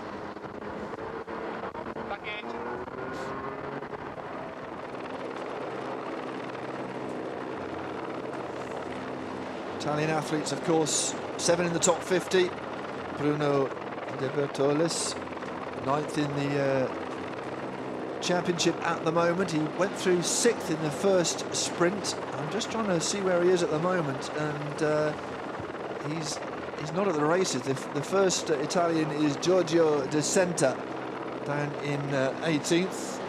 So, of course, Giorgio De Senta, one of the classic Italians in this, of course. The women, of course, Simietta Cabogna, Sarah Pellegrini. So, and don't forget on the men, Daniel Uela as well, 32nd in the standings, heading through to this weekend. So, although we think of this as predominantly a Nordic sport, the Czech Republic, Italy, the Swiss, certainly starting to make inroads. We should remind the viewers that we still have 40 guys approximately in the first group, so Di Centa is still there. And some other guys that is a little bit behind, but we know they are good skiers. I'm thinking about Oskar Svärd and Daniel Tunnel. They are 20th and 23rd, so yeah. And Aukland is on position 12 when we passed Predazzo. It will be interesting to see if anyone climbs from nowhere. I mean, it's still possible. They are still really close together, you know, 20-30 seconds, as you can see. Not what you always see in these races, but this is what's happening at the moment. And Jens Eriksson still leading. Now it's Anders Auckland with the number 5 bib tucked in behind him. 17 is Torre Berdal, ill last weekend. Watch from his hotel, he said. This is one of the nicest of races, he said. This is the guy who talked about the nice cities. And I heard Jens Eriksson was trying to say something to, was it Anders Aukland, who is just right behind him, if there maybe are some tactic talking. And one thing that I think now with this big group coming down to the last hill, Bill Impola said yesterday that the 6 last kilometers will be the most important, of course.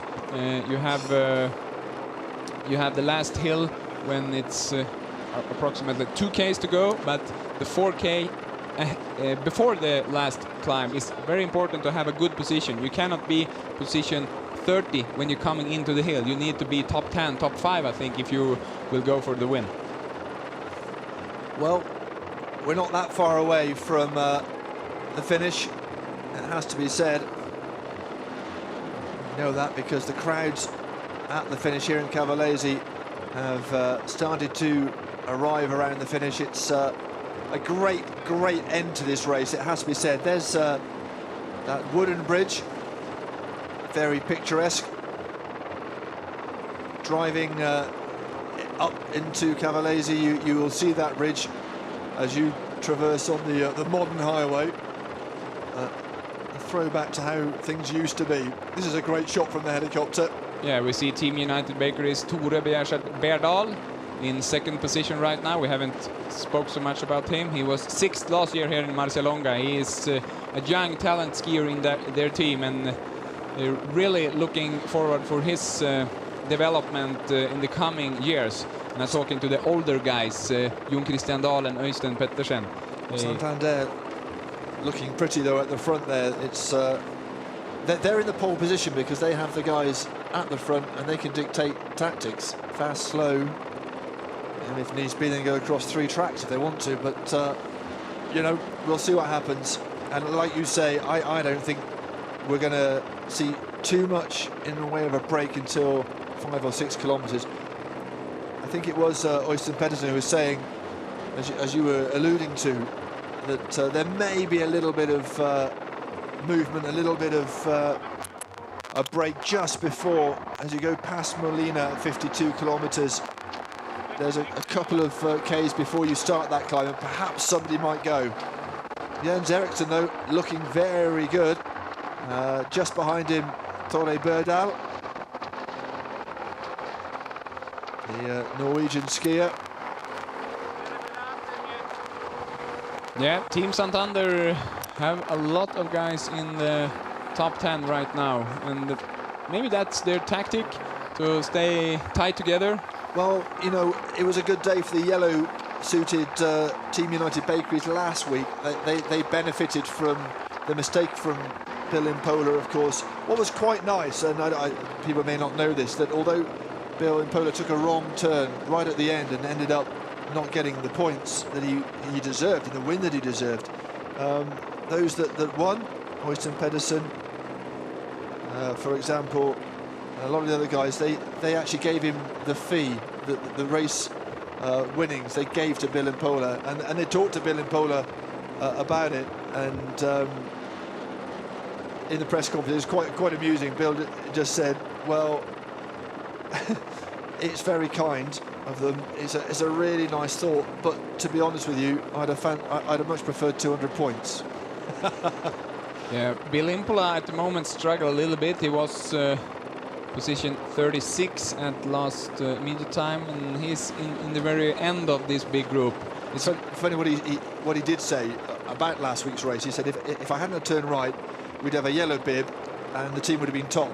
And he sort of looked across his team director, and you know, and he said, he also said that he thinks, and we see the 3 abreast, he did think that the last 6 kilometres, as you say, that's the time to keep an eye out.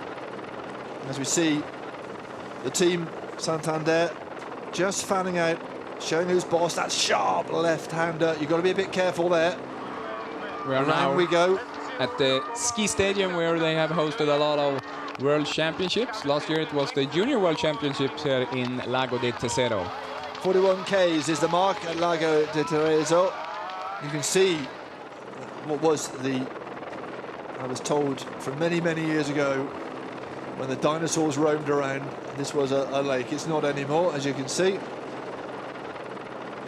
I'm hoping my sources are correct, but it's a beautiful part of the world and a perfect place for that ski stadium. Not quite got to the point where we have to turn around and head back again. Another 10 Ks to Molina, then that sharp turn round, heading back towards Cavallese, and that, I'm sure they're looking forward to it, the really steep incline up to Cavallese. Now they're talking to each other here.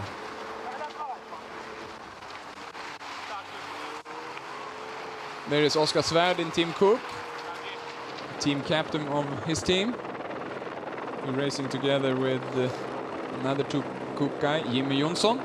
And Bill Impola is in the very end of the big group. Here is Bill Impola, the last weekend's, we should say, winner, but yeah. Not in the result list. The one positive he did take out of it is that you know, he knows he has the pace to keep up with these guys and to win a race, and he feels, and his team feels, it's a matter of when, not if. Look how tightly they're packed as we go around this ski stadium here in Lago de Tesoro.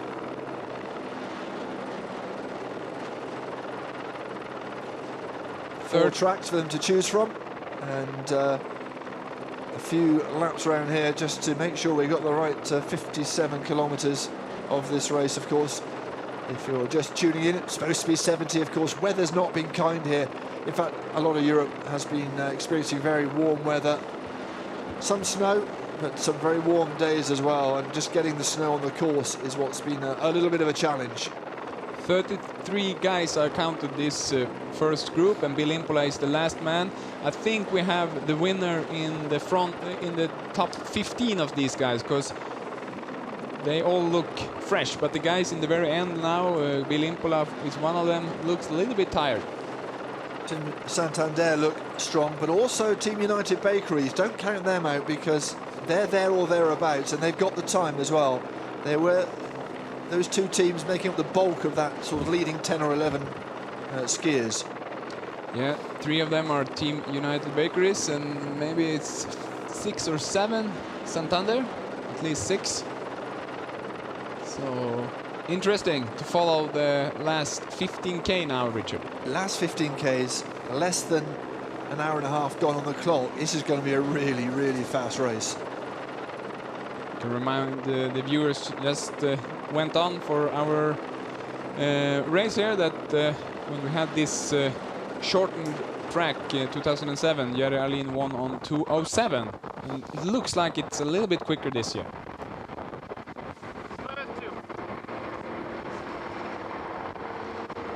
So they can have a short coffee break and then they need to come back. Don't go anywhere. This is going to be fascinating. We're getting to the crunch, the sharp end of this race. It's been fascinating viewing so far. It's been nip and tuck, it's been tactical. Andres Nygaard is the man who's done the business in the sprints, but yeah, you never know, he might do the business as well when it comes to the finish. In the ladies, we still have Britta Johansson Nogren and Katarina Smutna together, and they are almost 1 minute ahead of Laila Kvele on 3rd position. We're a little unsure about Victoria Melina, if she is ahead of Ishida, but Ishida is on our GPS system 4th at the moment. And then she dropped Kvele 6 or 7 seconds, because they were together in Predazzo. So Kvele is on 3rd spot alone. So also the ladies race is very fascinating so far. With yeah, they soon have like 16 Ks to go. They are very close to the Lago di Tesero, the stadium now. Yeah, they're not that far behind the leading men, are they? It's the kind of track where they can keep up a good pace. They are probably being hauled along by a group of men as well who are as fast as they are, or there or thereabouts, and that will help them perhaps as almost a pacemaker. Look at the power being put in now by number 15, Tord Asle Gjerdalen, almost jumping up and down, looking to get himself up into the lead, and he has as well. Gjerdalen is 5th in the total. He was 3rd in Gisärska, so that's a man we should have our eyes on. Yes, he was very impressive. Just couldn't hang on to the front two. In the Czech Republic, Eda Pedersen and Eliasson, they made the break right at the end. It was a tough old course, that one. That one, of course, having to be shortened as well because of the snow conditions. The problem there was that they had lots of snow, and then it happened to all thaw, and then it froze again. Lost a little loop on the eastern end of that course. Here it was, again, really tricky by Moena going uphill, and it's a shame in a way that we lost that uphill drag, but hey, we have the course, we have a race, and we should be grateful for that. Morten Eidesen Pedersen. Morten Eide is now 2nd. He's in front of the Team Cook guys, and that is where we are, and that's where they're going to be ending up eventually, and that's the climb that I'm sure, well, you say they won't be looking forward to, but to be honest with you, these athletes, actually it's an opportunity, isn't it? If you're on song, as Jürgen Auckland goes into the lead. This is a man with 2 wins in the last 3 years. A man who's not been off the podium for a while. In Team Santander, they have a lot of experience from this race. Jaralin has 3 wins, Jürgen Auckland, as you said, 4 wins. So together they have 7 wins in marcialonga. That's pretty interesting. It's good to see Morten Eda Pedersen there, It's interesting, he was saying that he's been working less before the races to save some energy. First in the Czech Republic, as we mentioned, and another man to keep an eye on from Team Coop. We haven't really mentioned Team Coop. They started off so well, and Serena Bona has struggled a little bit, so that's not helped. But this is fascinating. They're lining up, aren't they? And it's just who has the energy left. Interesting also to see bib 148 there. We haven't spoke about him. It's Claes Nilsson, a Swede from team 7 mile, 7 mila in Swedish. He's a young guy that has done a couple of years in the cross-country marathon races. He was, I think, 24th or something in La Diagonela, and looks like he's strong here now with only 13 Ks to go. Claes Nilsson, bib 148. Well, we're heading ever downhill to Castello Molina, and then to Cascata, slightly uphill to Cascata, and then the real climb starts up to Cavallese at the finish, of course. And if you're feeling good here, you feel like you're in a good place to at least have a go at a podium.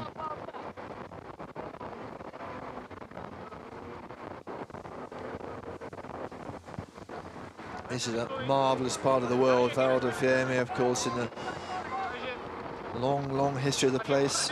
Part of the Roman Empire. The Cisalpine Grand Province of the Roman Empire. Middle Ages, part of the Bishopric of Trent. And then part of the Austrian Empire from the 19th century through to the 1920s. And now it has to be said, one of the jewels of Italy's crown. And you can see why. It hosts the Tour de Ski, the World Cup, of course, back here again, I think in February. So just a lovely part of the world. And but for the lack of snow, perfect weather today.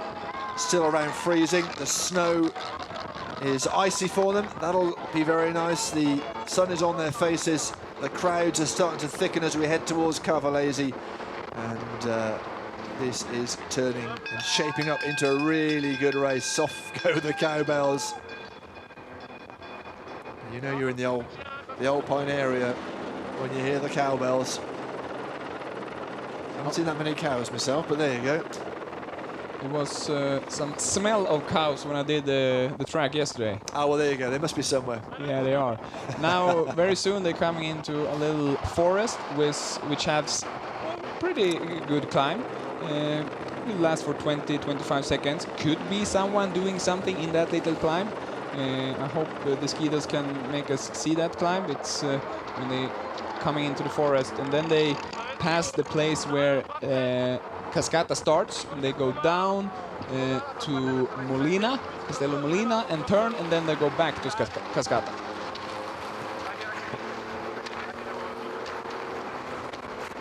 Heading up to an hour and 35.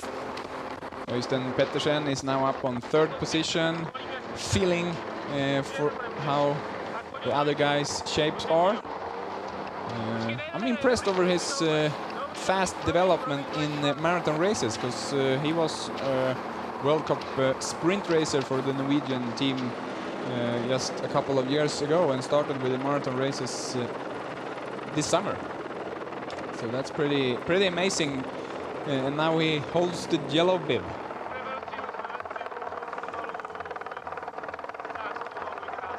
And he is reveling in it as well, enjoying his racing. Very passionate about promoting not only the Swiss Ski Classic series, but also just long-distance classic skiing as a whole. Likes the fact that this series is gaining so much popularity and momentum, bringing the next generation through. But at the moment, he won't be thinking about any of that. He'll be thinking about the next 10Ks or so. And this could well be a sub-2 hour race. Around this position, they passed where the World Cup skiers do the final climb in the Tour de Ski. It starts down here in the valley up to Alpchelmez. There is the gondola for Alpchelmez. So you guys watching Tour de Ski earlier this winter know where we are. If you time it right, you get a very good view out of that gondola. Yeah. Got to make sure you time it right. And here we're looking to the ladies. It's still Britta Johansson Nordgren, and between them there is one of the male skiers, bib number 100, Moreno Giacomelli, Italy, and then we have Schmutna. So they are in a group of men, as we predicted they should be, and very important that they are together, they see each other, and they can after that decide how to now attack or not attack. There is Schmutna in second place, and that's the leader actually, but Johansson Nordgren from Ski Pro-Am just tucked in behind some of the male skiers who, as you can see from the bib numbers, aren't right up there with the top 50 or so, but are fast enough to keep these women honest and to keep them on track for a good time as well. They are approximately 9 minutes behind the men leader group. Not so far after 47 Ks, and we have soon only 10 Ks to go. 1:37. A bit more snow around here. I wonder if the snow quality is changing from one valley to the next, and who can take advantage of it. It's now Morten Eidersen Pedersen who is in the lead. Keep going is what I heard. I'm not sure. Anyway, that's Auckland. In fact, it's that the Auckland brothers behind it is. Both Aucklands, isn't it? Jürgen ahead of Anders.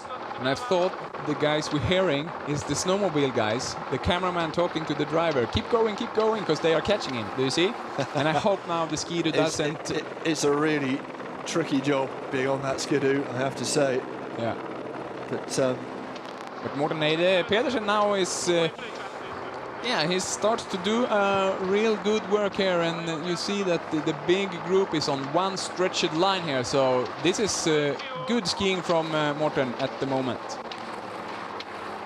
Starting to stretch out a little bit now. You need to be in that top 10. Less than 10 kilometers to go. This could be a sub 2-hour race. We'll see how that Cascata climb suffers. We got a little climb here as well through the forest, as Jesper was saying just earlier on. And a bit of effort here, especially if you're at the front, that can go a long way. So Morten Eide Pedersen put some effort in. Look at the body as he just puts on the pressure. And behind Team Santander and the Auckland brothers hanging on there. Yeah, I think the guys in the very end of the big group now will surrender in that good climb of Morten Eide Pedersen. They have some drinking station at the top of the hill. Now they're going downwards. They will pass very soon the Cascata, the place where the big final climb starts. But before that, they will do a little loop down in the valley. Here is the ladies again. Well, they're ahead of that little group, and that is Britta Johansson Nordgren, who looks very comfortable. And we're just looking to see Schmutna is tucked in amongst the men from what we can see. And there are a couple of skiers ahead. So that's, in a way, helpful for the Swedish skier. Just gives a little bit of slipstreaming, makes life a little bit easier for the women. The women not that far behind the men. This is going to be a fast race for both men and the women. This is the men's race.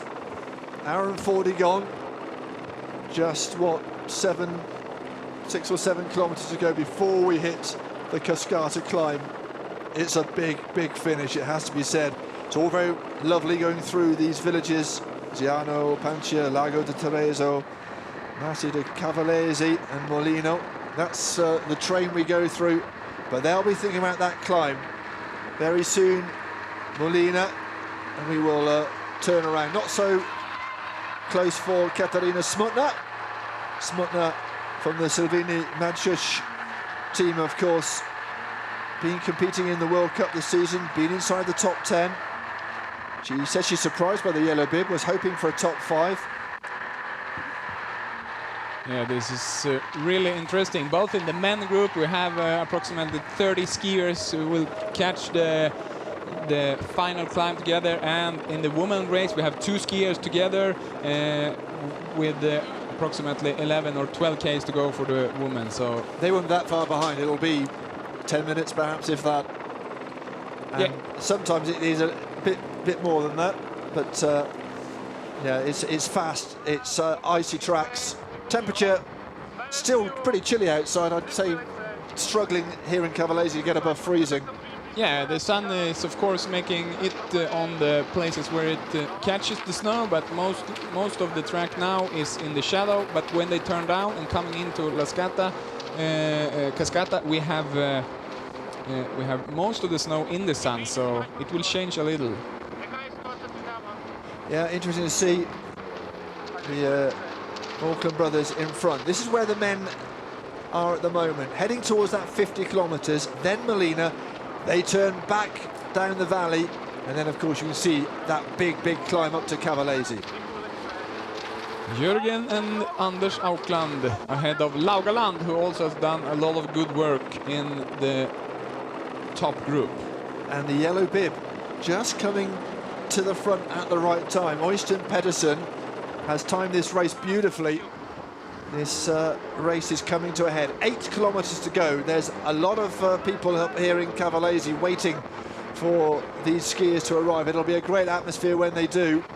And the stewards are here. The first aiders are here just in case. And I'm not sure that Jürgen Auckland, our current leader, will be requiring that. Perhaps a bit further down. Our 7,700 competitors, they may be in need of some assistance. It's a long way for the amateurs to go. Interesting in the ladies race now, Richard, is that Seraina Bonner is up on 3rd spot on the GPS system together with Kveli. And in the men's it looks like Tordasle Gjerdalen is making a break for the front as well. You see Pettersson just taking a breather, saving his energy, heading towards this Molina turn. Still a couple of kilometres to go, but there is not far to go. 5K till we start this climb. It's a matter of when they arrive. They got about 17 minutes to break this sub-2 hour. We'll see whether they do it. It'll be interesting. Perhaps it won't be playing on their minds, that's for sure. It's a tactical race as Øystein Pedersen now heads towards the front end and just barges his way into second place. And in his own track there is Jari Arlin with a lot of experience of the race, of course. Hasn't had so good start of the season, aiming for, of course, the win and the podium this day. The Team Santander still looks very strong. Look how far we have come and how little this leading group of 20 or 30 skiers have been stretched. 50 Ks more or less reached now, and it's still anybody's race. Yeah, this is a very open game so long, and the track and the game and the race will change dramatically when we go into the hill, because it's steep and you have no grip wax, and it will be the strongest guy who wins this race.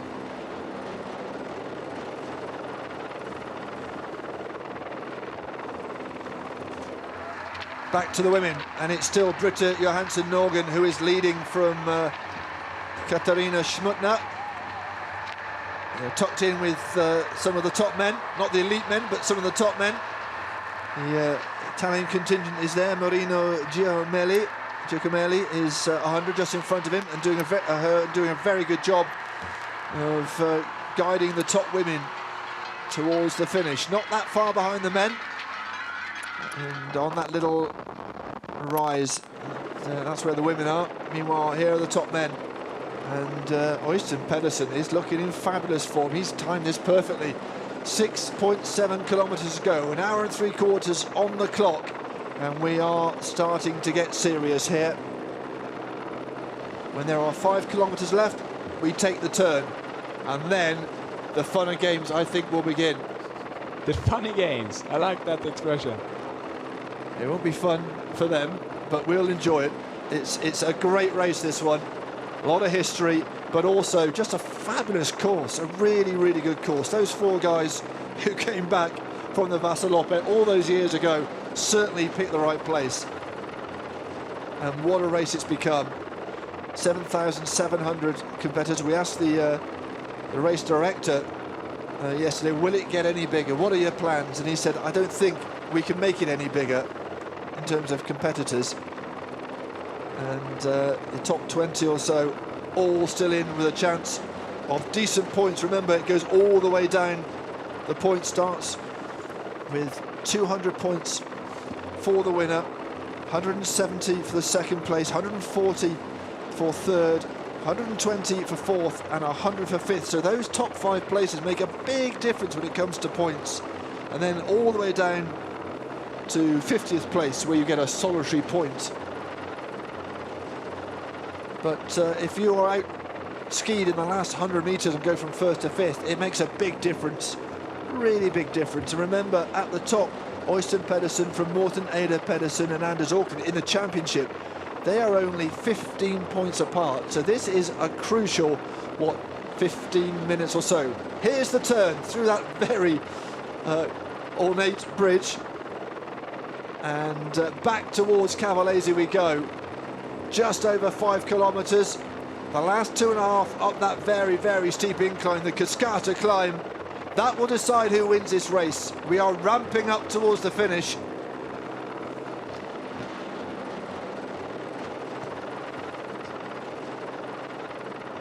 Auckland, both Auckland brothers are there or thereabouts, but look at that. United Bakeries, the yellow ski outfits of United Bakeries, certainly coming to the fore as well. Øystein Pedersen is certainly in the mix, the man who has the yellow bib, who leads by all of 10 points from Morten Eder Pedersen from Team Coop. We now have Team United Bakeries, Jon Christian Dahl, Øystein Pettersen and Tore Berset Bjerdal. They are in the closest track from here. They are second, third and fourth. So these Team United Bakeries guys they maybe have something going on here. We have Jörgen Aukland in the front, or if it was Anders. Here is the woman. It's still Britta. Well, she's looking good, isn't she? Yeah, and Katarina Smutna let's go with her. Best for Britta Johansson Norgen is third in the first race. And as I told you a little bit earlier, Serena Boner is catching them sometimes. She's now up on the third place together with Kvele.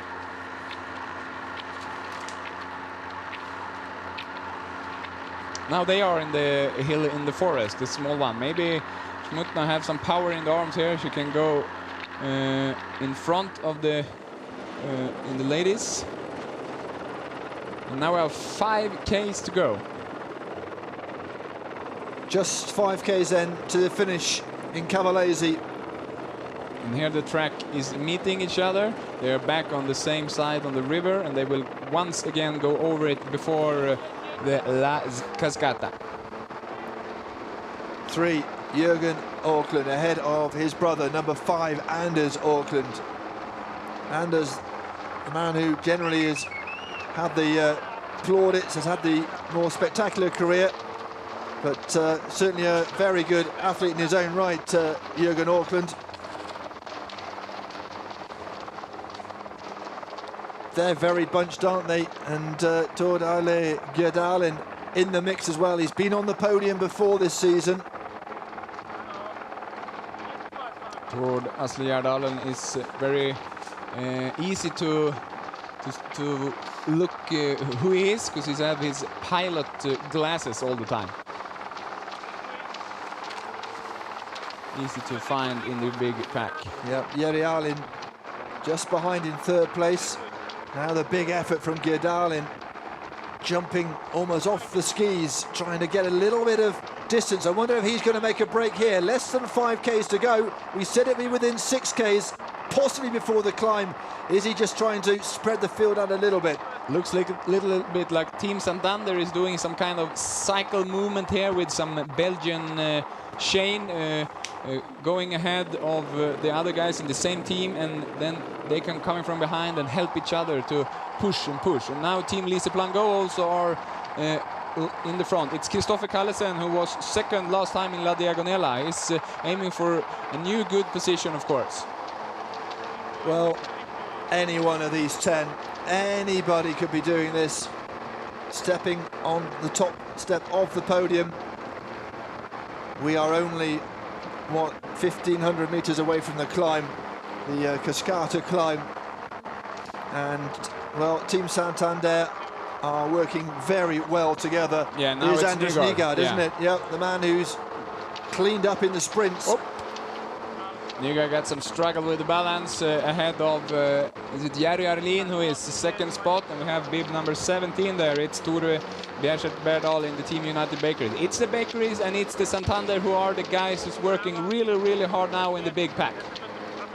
146 is the Swede Jens Eriksson. Well, he was in the lead, wasn't he, for a while? He's there or thereabouts, and look, anybody, you can see the yellow bib of Øystein Pedersen not far away. Oh, he almost fell there. The right ski not looking too clever, coming out of the groove there, but he survived. Yeah, but I think something happened with Nygaard, because before that slow-mo we saw him winkled out of the big pack.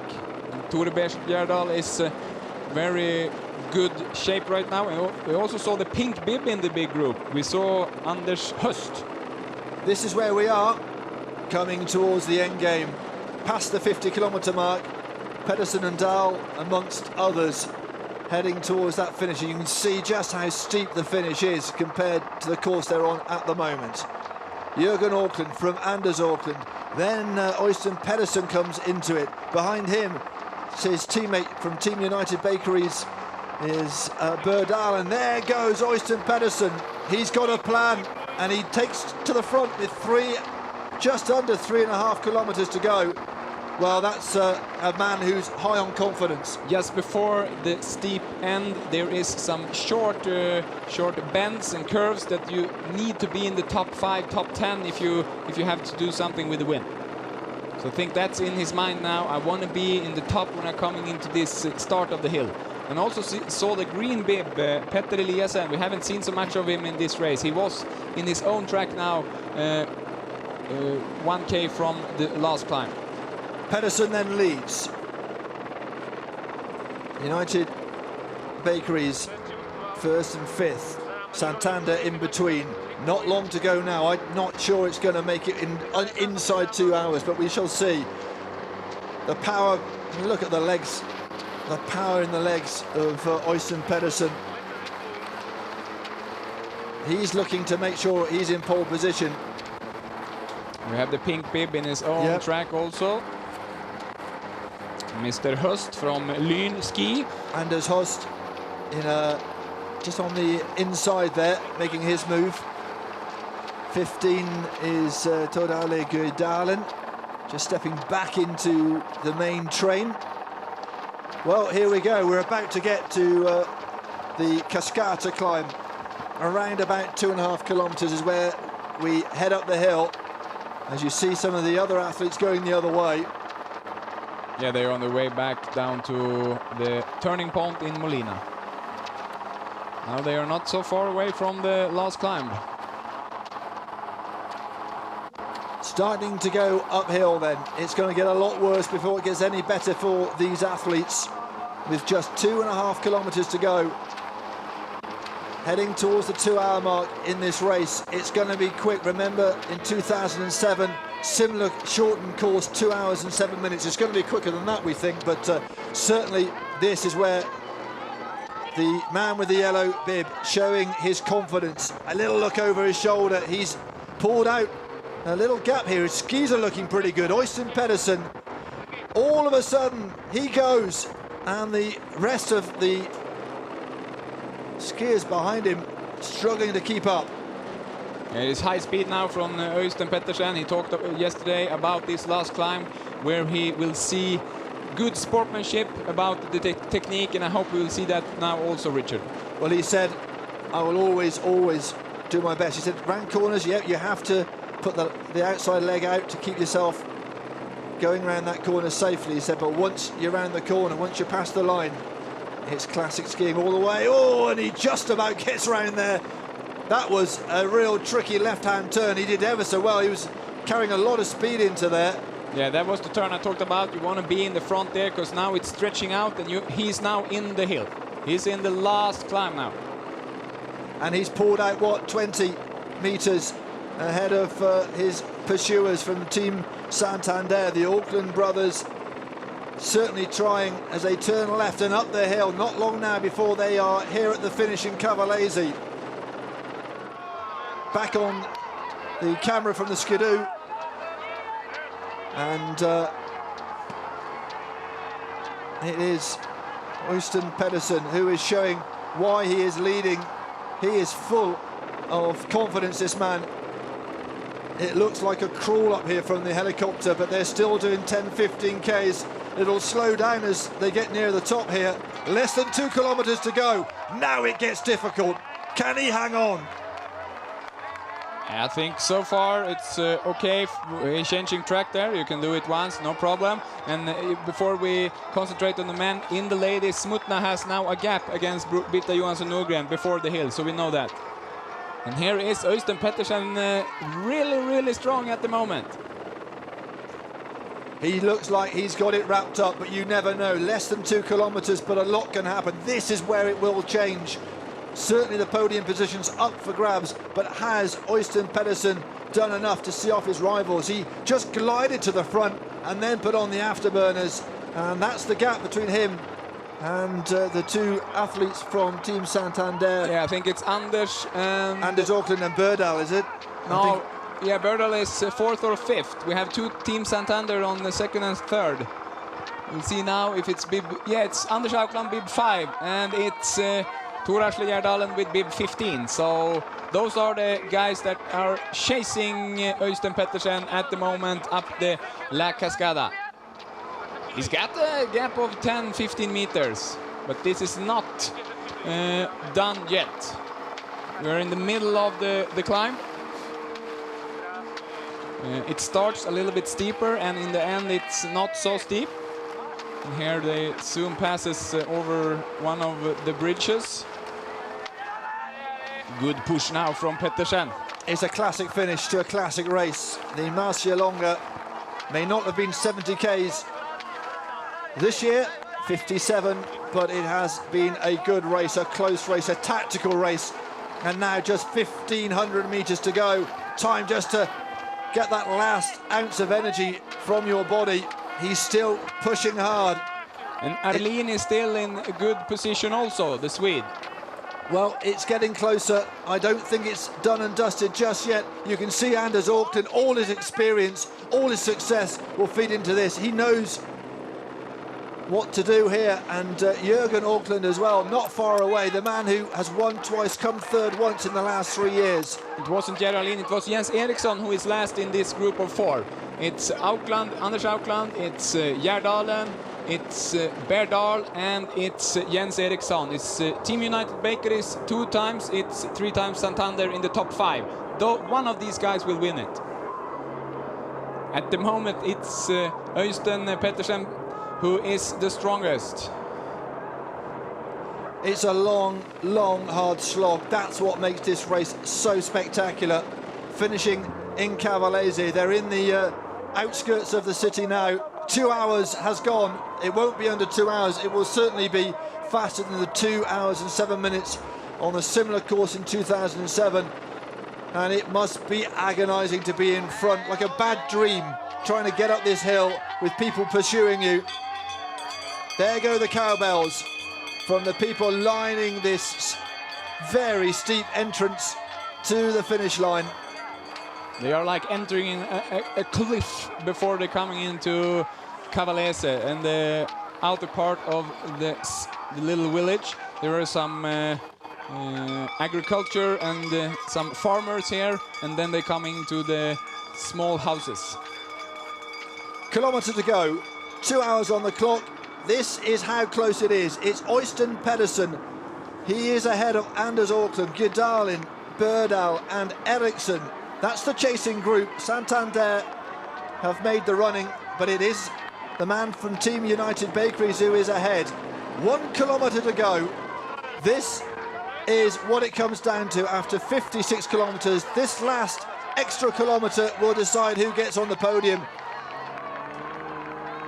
Very important for the total. We have Gerd Allen, who is 5th in the total. He's in the chasing group.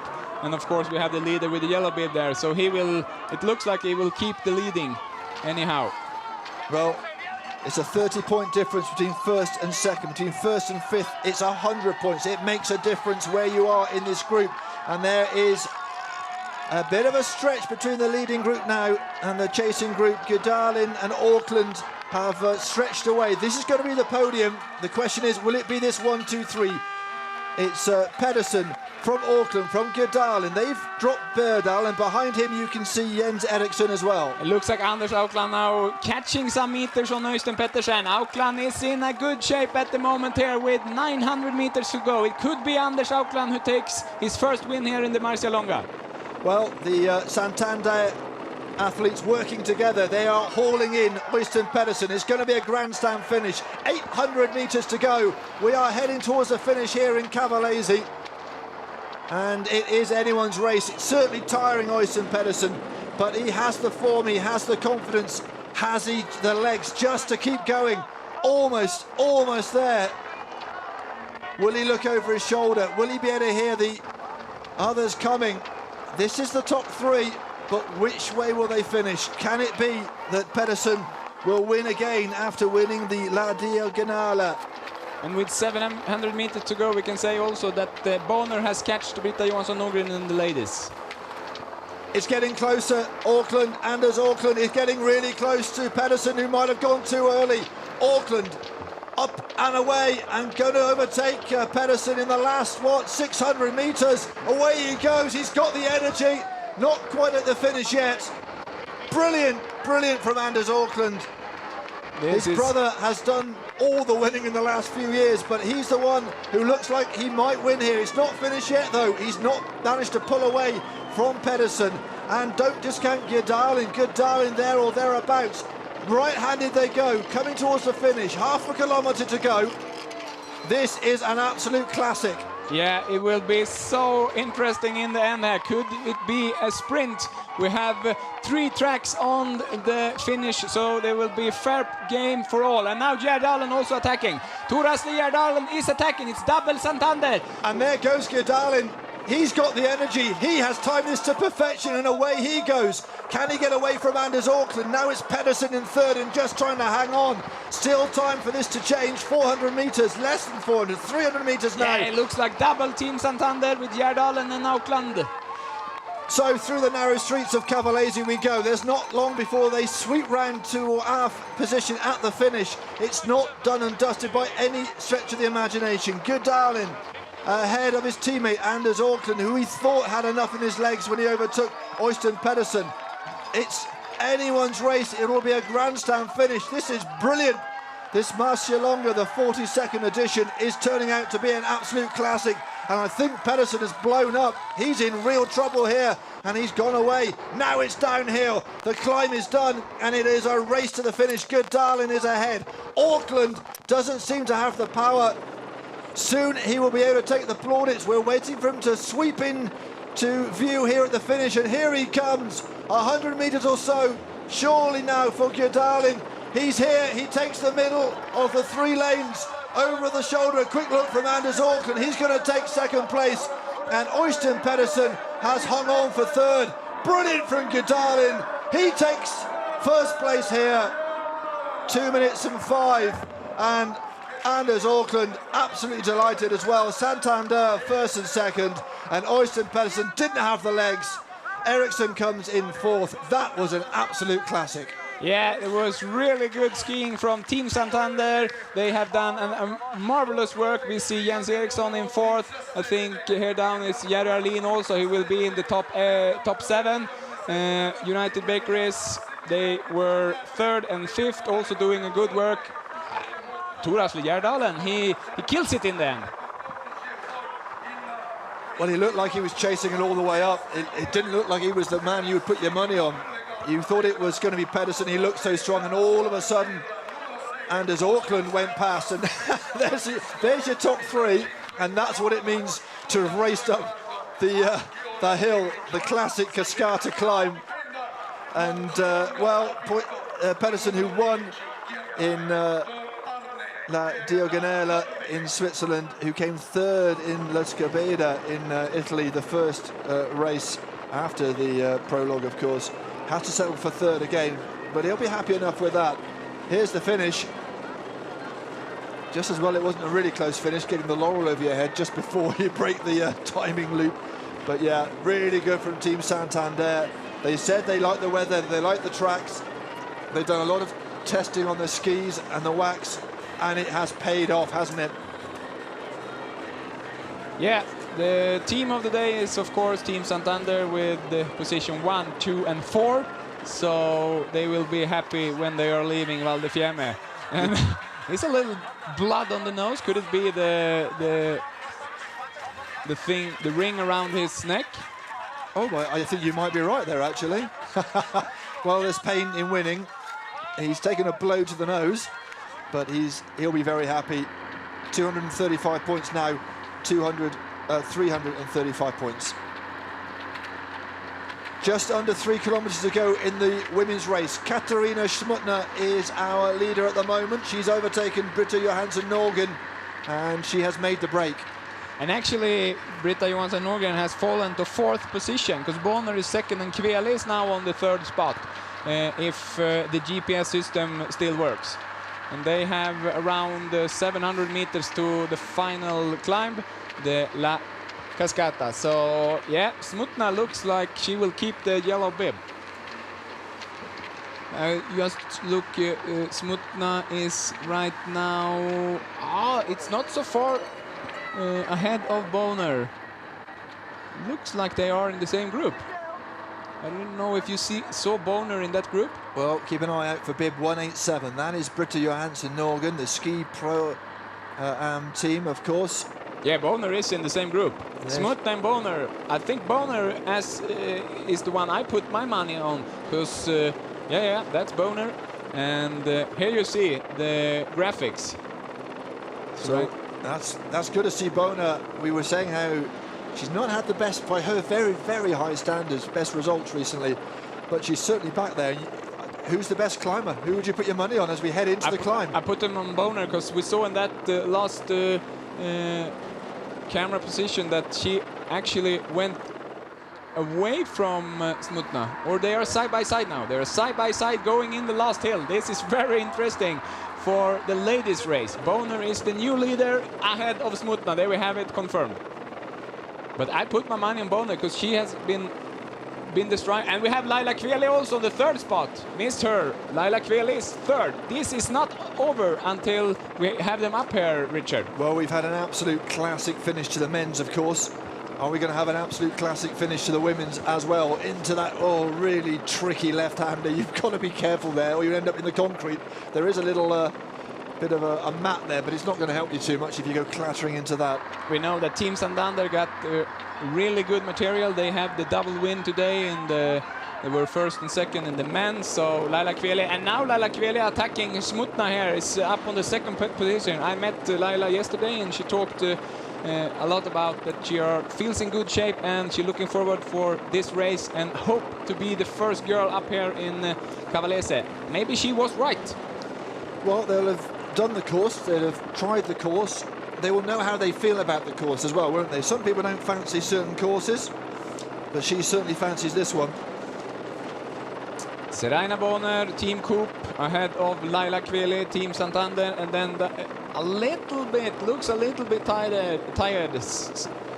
Katarina Schmutna in the yellow bib. Well, she's been so dominant, hasn't she, over the races recently, and you'd expect her to carry on being dominant, but certain courses suit other people. And we are just looking now as they head up this hill. We saw the men struggle up here. There will be amazing end. Just so you know, obviously there are men finishing this race as well, but Katarina Smutna wearing 191. That's Serena Bona 196, who had the yellow bib at the beginning of the season. Right behind her, 198 is Leila Kveli, the Swedish athlete. Smutna is smoked now, I will say, because there is already 15 meters behind them. And the strong girls, Serena Bonner and Laila Kveli. Laila Kveli double pulled last 2 races also in Jizerska in La Diagonela. She knows her capacity in the uphills. She said after Jizerska that she was very happy that she didn't lose so much in the uphills in the first 11 Ks. So Laila Kveli, I will put my money on Laila.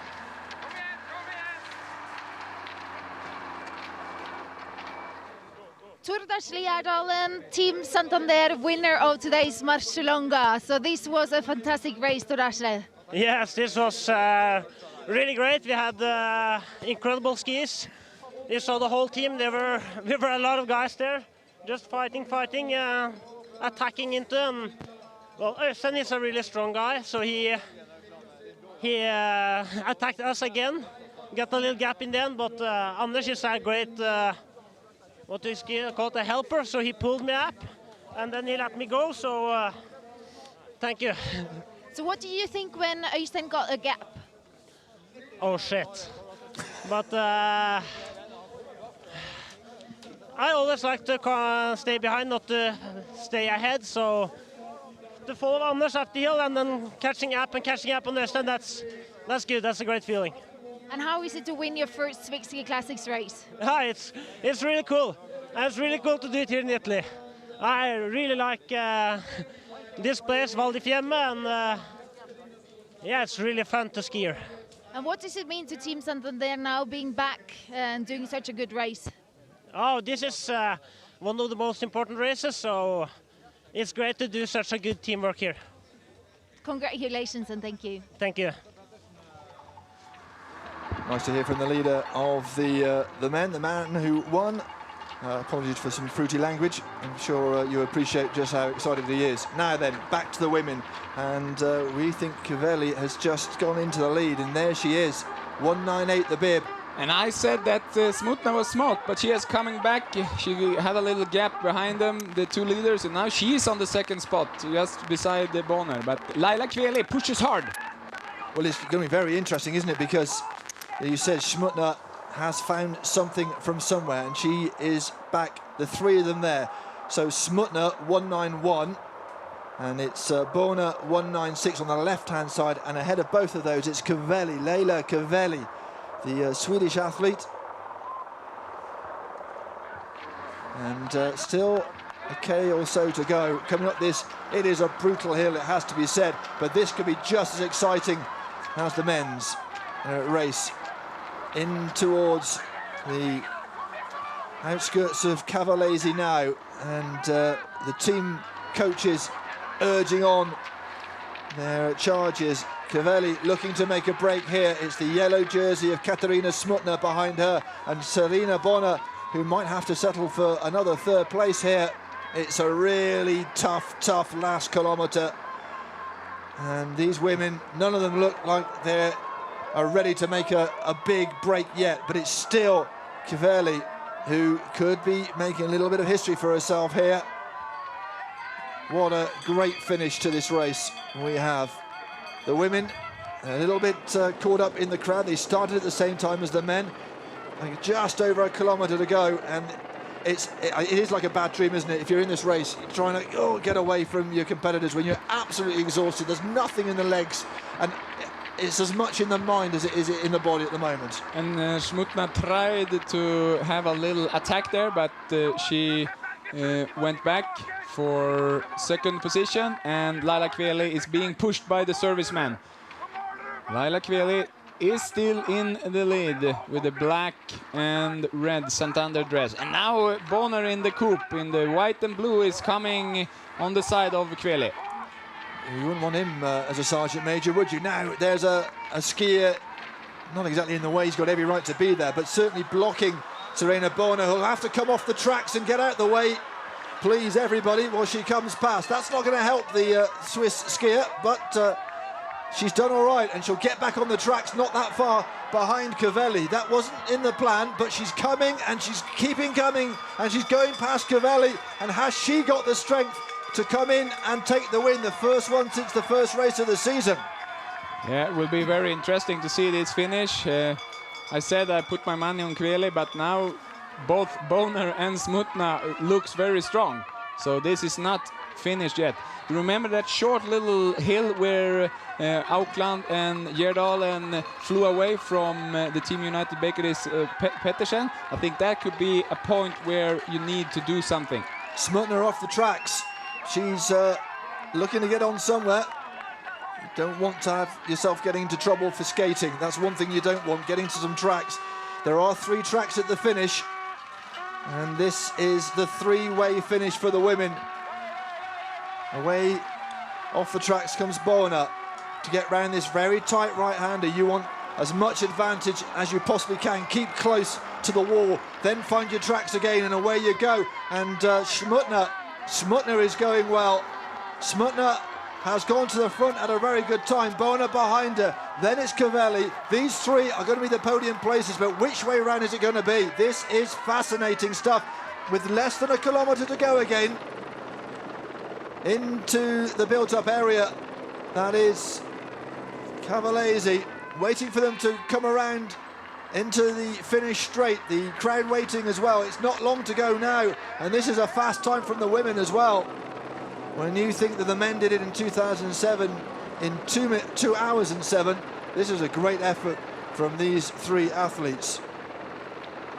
Yeah, and it looks like Smutna has most of the power in the arms.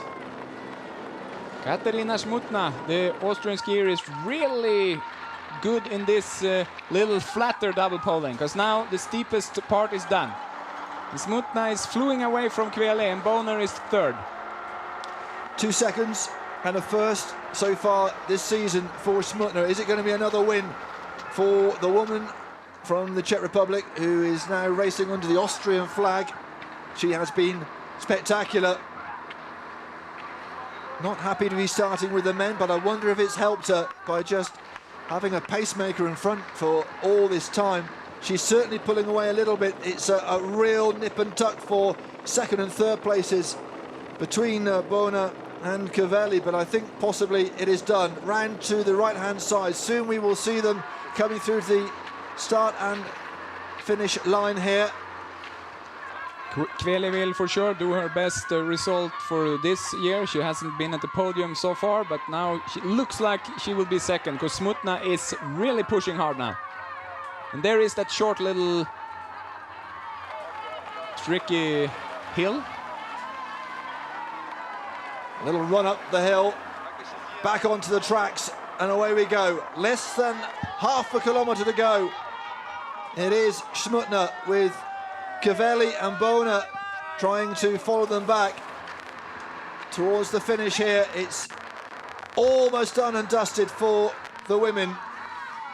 Through the narrow part of Cavalese, and it is Smutna, the woman who is top of the rankings with the yellow bib, who is showing her class again. Will it be a 2nd win for Katarina Smutna from the Salvini Matchus team? It very much looks like it.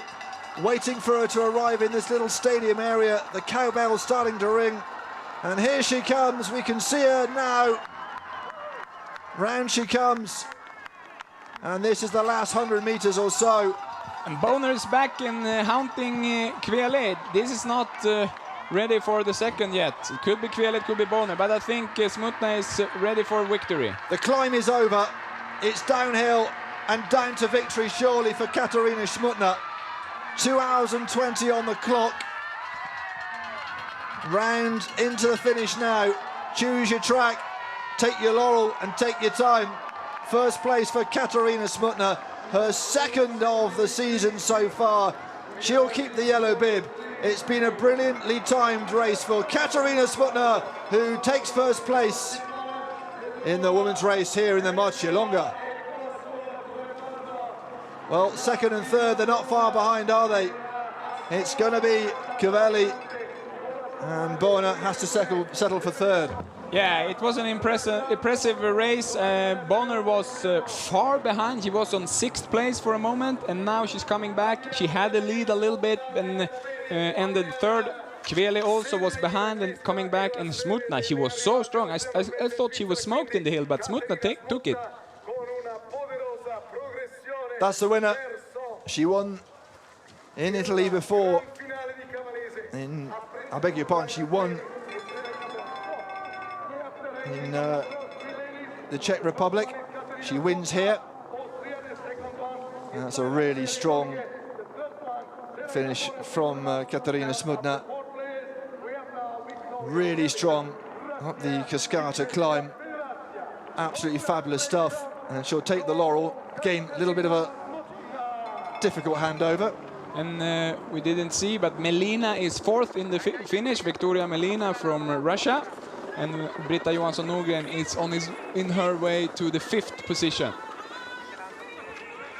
Looks like Ishida will be sixth and Korsgren seventh. Well, we haven't had much snow around here, but we have had one heck of a race from the men and the women, and what a race it has been. The Cascata climb once again living up to billing, really, providing a thrilling finish, particularly for the men, but also for the women. It is, after 57 kilometres, the last couple that sort out who has it and who hasn't. The competitors, of course, still flooding through, and they will do for several hours to come. 7,700 competitors in this race, of course. But our elite men and elite women, for them, their race is more or less done. And, well, Gjerdalen, our winner, he'll be absolutely delighted with that. We heard him earlier on. Good teamwork from his team, Team Santander.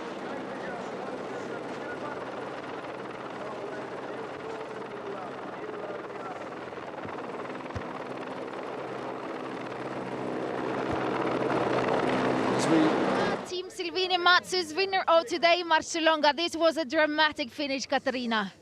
Ja, heute war wirklich sehr hart. Ich habe gedacht, dass vor diesem Anstieg werde ich wachsen, aber diese Rennen war so schnell, das war einfach unmöglich und habe ich durchgelaufen, ja. So it was really, really hard. I thought in the last uphill maybe I should have put the walks on my ski, but the snow was really, really fast, so I did it and I won. So what did you think when Serena and Laila caught you close by the start of the uphill? Ja, also ich war ein bisschen überraschend, dass die Serena und die Laila war hinter mir, weil ganze Rennen bin ich fast alleine gelaufen. Oder mit die Britta Nordgren, aber die hat die Stock gebrochen, leider. Und ja, war ein hartes Rennen, aber ich bin glücklich, ja. Yes, I was a bit worried at the beginning of the last uphill because I saw that the two athletes were very close to me, because I almost all the race I was alone and I broke also my stock, but at the end I had enough strength to finish the race alone and winner. So what do you think about this race, racing in between all the men? Ich habe keine Ahnung, wer hat gewonnen bei Männern. Ja, zusammen mit den Männern. Ach so. Ja, war nicht so schlimm, wie ich gedacht habe. War ja ein bisschen gefährlich, aber ja, ist gegangen. It was not so hard as I thought at the beginning, but it could be dangerous, but in the end it was not a problem. Thank you very much and congratulations. Thank you. There's our winner of the women's race, Katarina Smutna, top of the rankings, top of the podium shortly, and she will be delighted with that. And as she said, not so worried as she was at the beginning about having to battle out with the men at the start.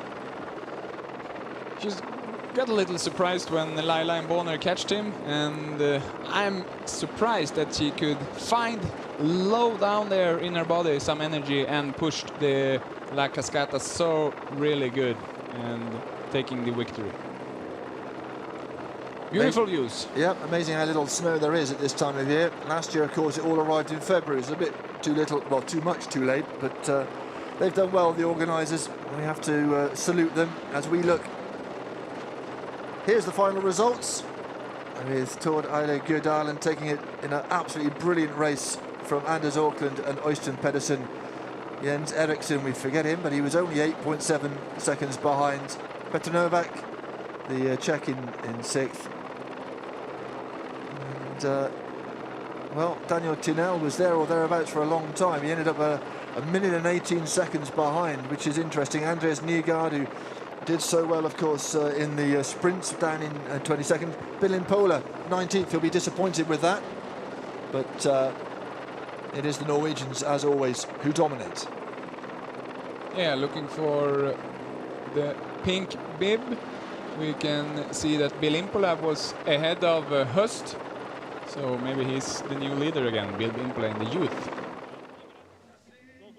Serena Bonner here, Team Coop, came third today. So you did a fantastic race at the end today, Serena. Yeah, I had a not so good beginning and I was far behind, so I kind of never thought I could even be close to fight for a podium or even a victory. And then suddenly I saw the scooter that follows the ladies just a bit in the front, and then we were with Katarina, and it was just the last uphill that decided, and there I was not strong enough. I had lost or used too much energy to close the gap all the way down. So what happened at the beginning of the race? I was just not good enough, and also my skis were really much better at the end.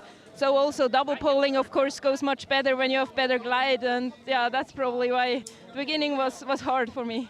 But did you think you can get the victory at the uphill here? I was trying, but it was honestly not so much left, and Laila and Katarina were just stronger at the end. But you're happy with the podium place today? Yeah, when I think what happened after 5K, I must be happy with that. Congratulations and thank you. Thank you.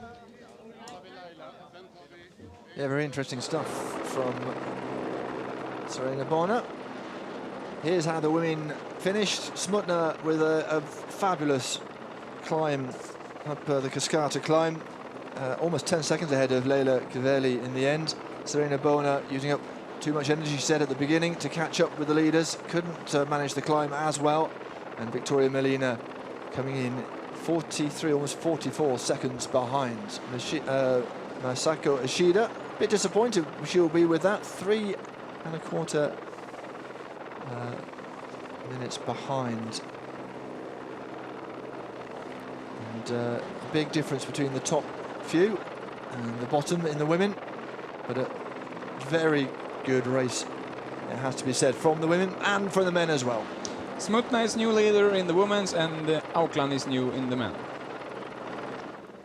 So Laila Kveli here, Team Santander, second today, and it was a great finish as well for you, Laila. Yeah, I felt I lost the leading lady group in the top, and I felt that the gap got a little bit big. But then when we passed the World Champion Stadium, I saw that we came closer. And in the bottom of the last hill, I was in contact with the leading group, and then it was just to go all in at the last uphill, and it was heavy. And did you get any feedback from any of your staff regarding the gap? Yeah, I got some information, and I heard that we got closer, and that's of course good. Yeah, it's giving you motivation, and it was good to hear that. So what do you think now about a podium place?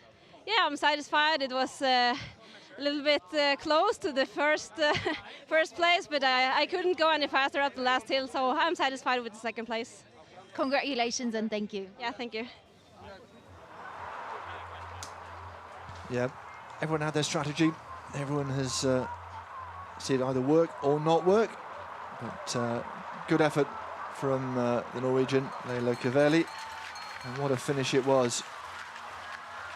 Absolutely brilliant. Waxing was important, not the grip wax, but just the general preparation of the skis in this race. Everyone enjoying themselves. The majority of this 7,700 athletes still to finish, but we are still busy interviewing those who finished at the sharp end.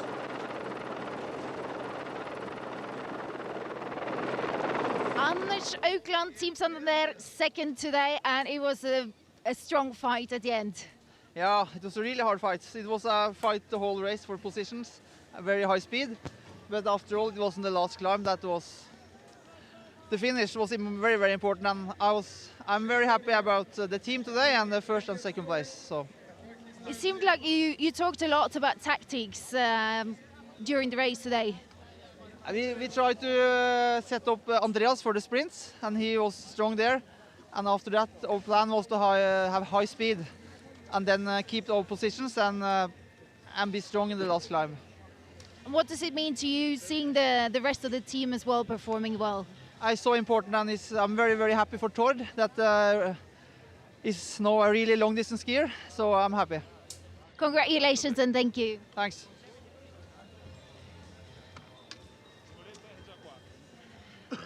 Anders Aukland is the new leader. Øystein Pettersen, Team United Bakeries, third today. Øystein, tell us about your race. It was a hard race. It was very nice. Team Santander was strong, and they were many, and they did a good team effort, I would say. They controlled the race after the ski stadium in Valfjemme, and they were strong. I tried to stay in front, and they did everything they could to keep me behind. Then I decided to attack 500 meters before the last hill. And I felt strong, but maybe it's my first time, and maybe I started to climb a bit too hard. I tried to control myself, like, don't go too hard, but yeah, in the end I was tired. And what do you think there? What passes through your mind at the last uphill? It's just don't look back, push, everybody hurts, and the boys are back and they're looking for trouble.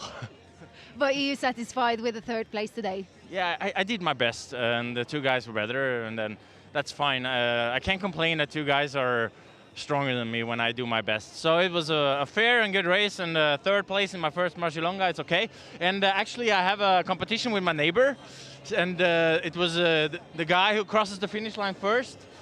He can just relax every time there's a snowfall, because the other one has to take a shovel and get the snow off my parking yard. So that's, I'm looking, hopefully there will be a lot of snow in Oslo in the next months.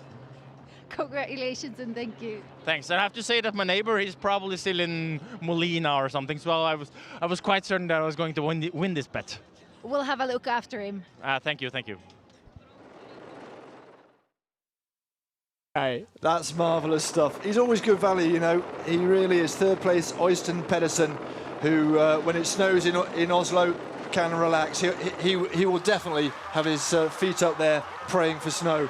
That much is for sure. While looking at the guys, the motionaires, the amateur skiers, yeah, some of them are elite still. We find that Anders Aukland is the new total leader of the championship. He passes Øystein Pettersen in the total. So that's pretty good work from Aukland. Team Santander takes 2 jerseys today. Also, Andreas Nygaard takes the green bib. So Santander, they should be happy. They are new second place in the total standings of the teams. We'll run through the standings a little bit later on. Beautiful, beautiful city. It is a fabulous place and so laid back. And down there somewhere is where all the races are finishing. And with that as a background, the mountains around here, absolutely gorgeous. Dolomite Mountains, and we've been looked after very well here.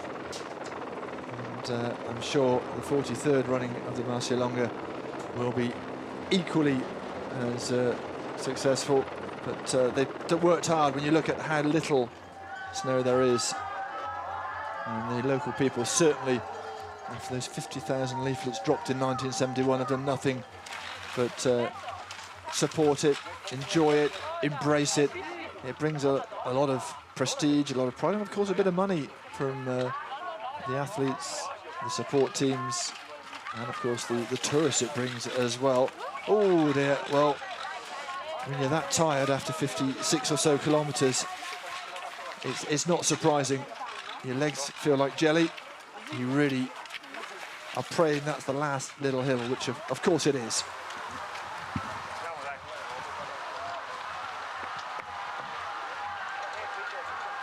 have the flower ceremony soon, I'm sure. But, it's good just to take in the atmosphere here. A lot more to come, of course. We'll mention it later on. We're off to Germany later. Then, of course, up into Norway and Sweden for some of the classics of this long-distance skiing season. There's a bit of luck and a following wind. There'll be a bit more snow there, which is why, of course, they are pushed towards the end of the season. The winter lasts longer further north in the Nordic countries. It may still snow again here. It's been pretty chilly around these parts the last day or so. But as it turned out, perfect conditions once they managed to shift all that snow. So, a start for the men and the women here for the marcialonga. Start at Mazin. 13 kilometres shorter than the race normally is, of course. And we start in Moena. Not a place with lots of hills, but the first 5Ks was a sprint up. And there was the odd steep incline. Team Santander did very well in controlling the race as Øystein Pedersen conceded from Team United Bakeries. The sprint controlled, of course, by Andreas Nygaard, who takes the green sprint bib after 2 victories in the 2 sprints here. One, of course, up at Canete and one down at Caldazzo. And as you can see, it was a very, very good team effort from Santander. They seemed happy, they seemed focused. I think perhaps last weekend was a bit of a wake-up call for them. Good work done by both the Auckland brothers. Jürgen wearing the bib number 3. And Jürgen Hernandez, of course. The break was made by Øystein Pedersen with, about 6 kilometres to go. He pushed very, very hard. And it is his first marcialonga. And as he said afterwards, he may have pushed a little bit too soon. Didn't perhaps gauge it properly, and within the last couple of kilometres, heading into Cavallese, overtaken first by Anders Auckland, and then by Gudalen. And it was a real lung burster, real difficult race, but a real classic for spectators and viewers. And still, with 100 metres to go, not done and dusted. And as they wove their way through Cavallese, it became clear that there was only going to be one winner, and that was Torale Gudalen. And it was a well-deserved victory. And apart from a slight mishap with the wreath, which I think might have bloodied his nose, it was a perfect race from him. And lots of people here to enjoy the spectacle as well, and that's what it means to come up that Cascata climb. All 3, the front 3, absolutely exhausted. Women's race was a fast race as well, and that was a 3-horse race in the end between Serena Bonner, Leila Kivelli and Katarina Schmutner. That one really was nip and tuck all the way up this Cascata climb. In the end, the one woman we thought perhaps didn't have the legs did. It was Katarina Schmutner, who took her time, picked her moment, and then went. And there was nothing that either Kivelli or Bonner could do. Bonner, who used up a lot of energy to catch up with the front 2 after a poor start by her standards, just didn't have the legs to keep going. And in the end, it was 9.5 seconds the distance between Schmutner and Kivelli, who will be delighted to be on the podium.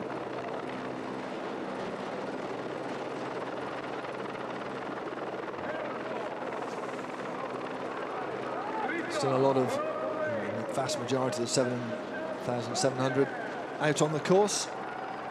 That's the out by the stadium. Absolutely fabulous for those who take part. The amateurs, of course, can get a stamp in their passport. But let's get to the podium presentations. This is the presentation for the men's podium. Third place for Øystein Pedersen, second for Anders Auckland. But an unusual experience for the man who swept all before him. The Norwegian Tord Ale Gjerdalen will take the top spot of the podium and take 200 points. And no wonder he's smiling. His nose is patched up and he can celebrate a win. Yeah, it's a rather interesting outcome of this race.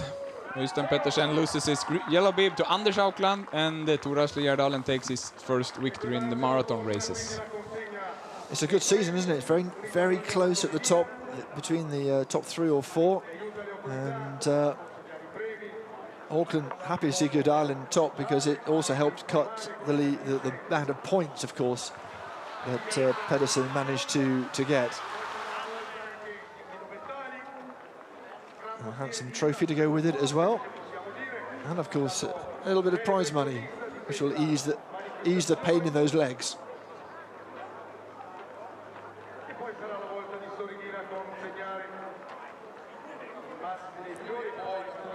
The buses will be full on the way down from Cavallese back to all the hotels.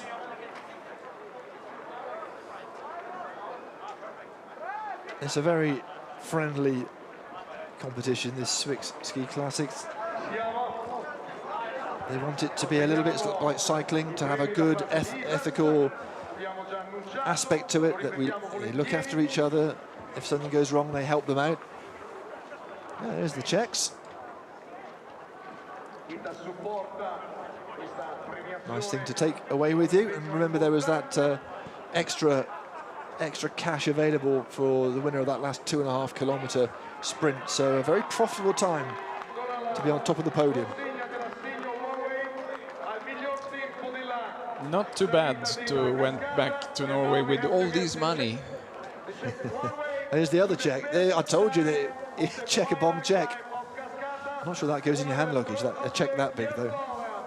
Yeah, it could be the fastest guy up the Cascata. I think that's yes, the it check. was. Yep, Yeah. yep. Prize money for that, which I think is quite nice, and there's guaranteed prize money for the women as well. So the fastest up there, which has to be Smutner, of course, will take some money as well. I suppose it is possible that somebody might do it absolutely astonishingly quick and end up 9th or 10th, but I doubt it. Here are the pictures that will be beamed around to the newspapers and internet outlets. Don't forget, of course, you can keep up to date on the Swiss Ski Classics website. Let's pause for the anthems.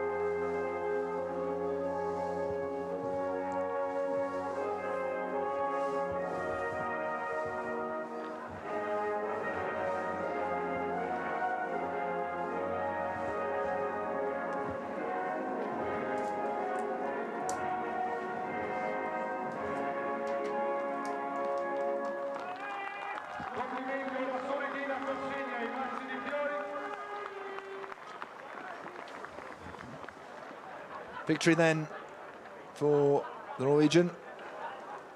Gjerdalen takes the 200 points and the prize money and the plaudits.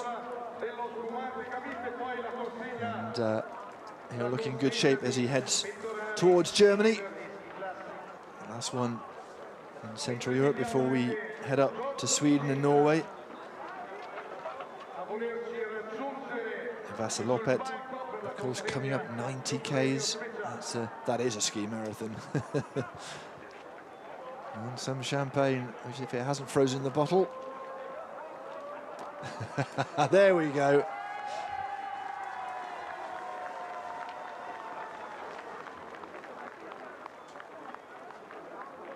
Well, someone alluded to a glass of red wine at the finish. I'm sure a glug of champagne on the podium would taste even sweeter.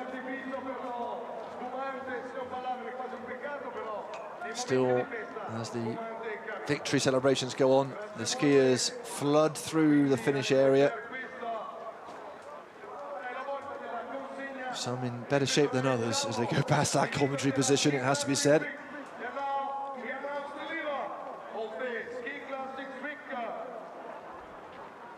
Well, it eases the pain if you've got scenery like this all around. That's the mountains behind us here in Cavallese. Lovely backdrop.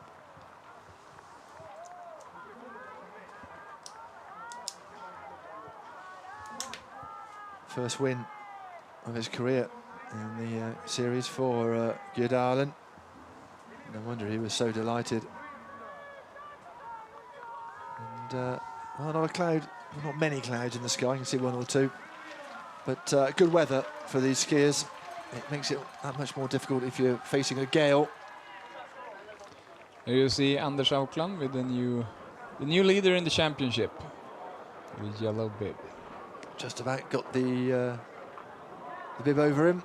There's a technique to this. And Andreas Nygaard. Yeah, the race director handing out the bibs. Nygaard was just perfect in the sprints. Arrived at the right time, took the points, and took a breather. And that's his aim, isn't it, this season? Keep the green bib. And Bill Impola is back in the pink after last weekend. Yep, he was far enough ahead. It was about 10 or so places, wasn't it? Ahead of his competitor, Horst, and it's enough to put him into that youth pink bib.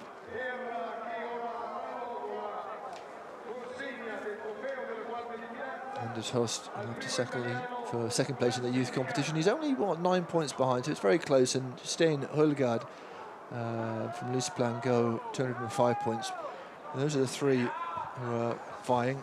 So that's the yellow, the green, and the pink bib for the men. Yeah, it's pretty tight in both the sprint, in the championship, and in the youth. So that's exciting for next race in Koning Ludwigslaf.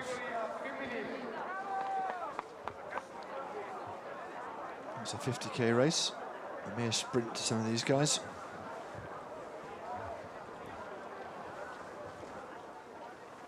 Back down the valley we go. Picking up, no doubt, half the field as we go. Into the about 1,000 competitors, I said, come through already. They'll be here for some time to come. Yeah, looking at the ski stadium down in Lago de Tesoro. There's some nice heli shots here. Absolutely. Fabulous arena, fabulous complex. There's everything you may want here. There's downhill, there's of course the cross country, Tour de Ski, the World Cup, and of course some ski jumping to enjoy as well, and of course Nordic combined that comes with that as well. So yeah, very enjoyable. Of course Italy very much involved in biathlon as well, and yeah, it's been a good season, and they've still got in this area more to come with more World Cup heading their way in a few weeks' time.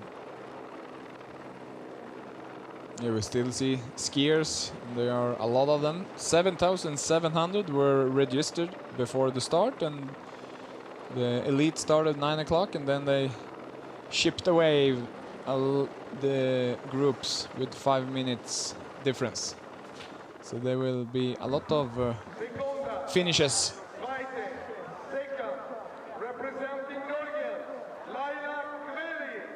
Here's the podium ceremony for the women. Serena Bona having to settle for the bottom step, the third place for the Swiss athlete.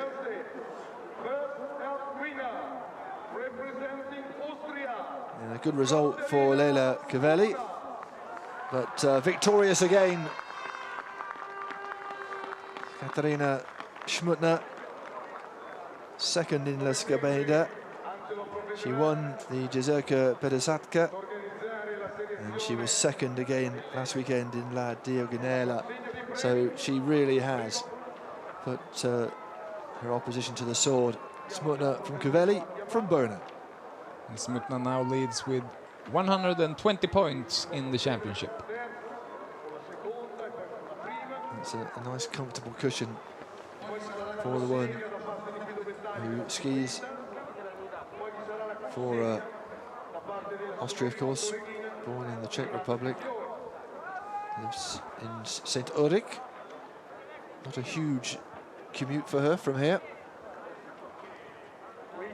She says she's surprised by the yellow bib, but I have to say everything she's done shows that she is comfortable in it. Here come the Czechs. Not many hands left to hold them. And the extra check, of course, for the sprint up the 2.5 kilometres of the Cascata climb. And Smutner, unsurprisingly, given the power she came up that hill, gets that check as well. Now, I'm not quite sure where the flowers are going to go, but it's a nice thought anyway. In the cup, I like that. That's good initiative.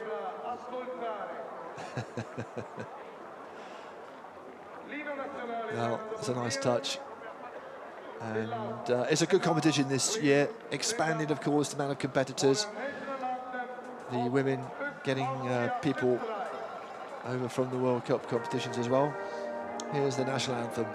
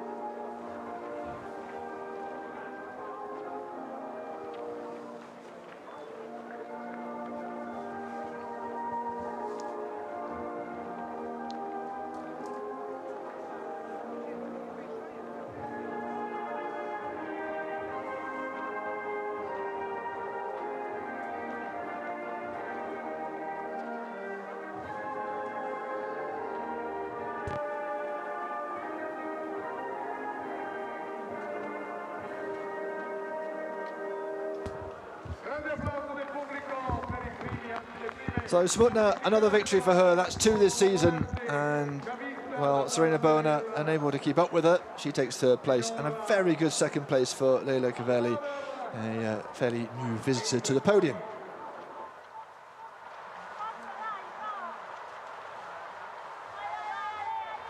Well, some of these hills still in shadow in this winter sun, but the finish bathed in sunshine.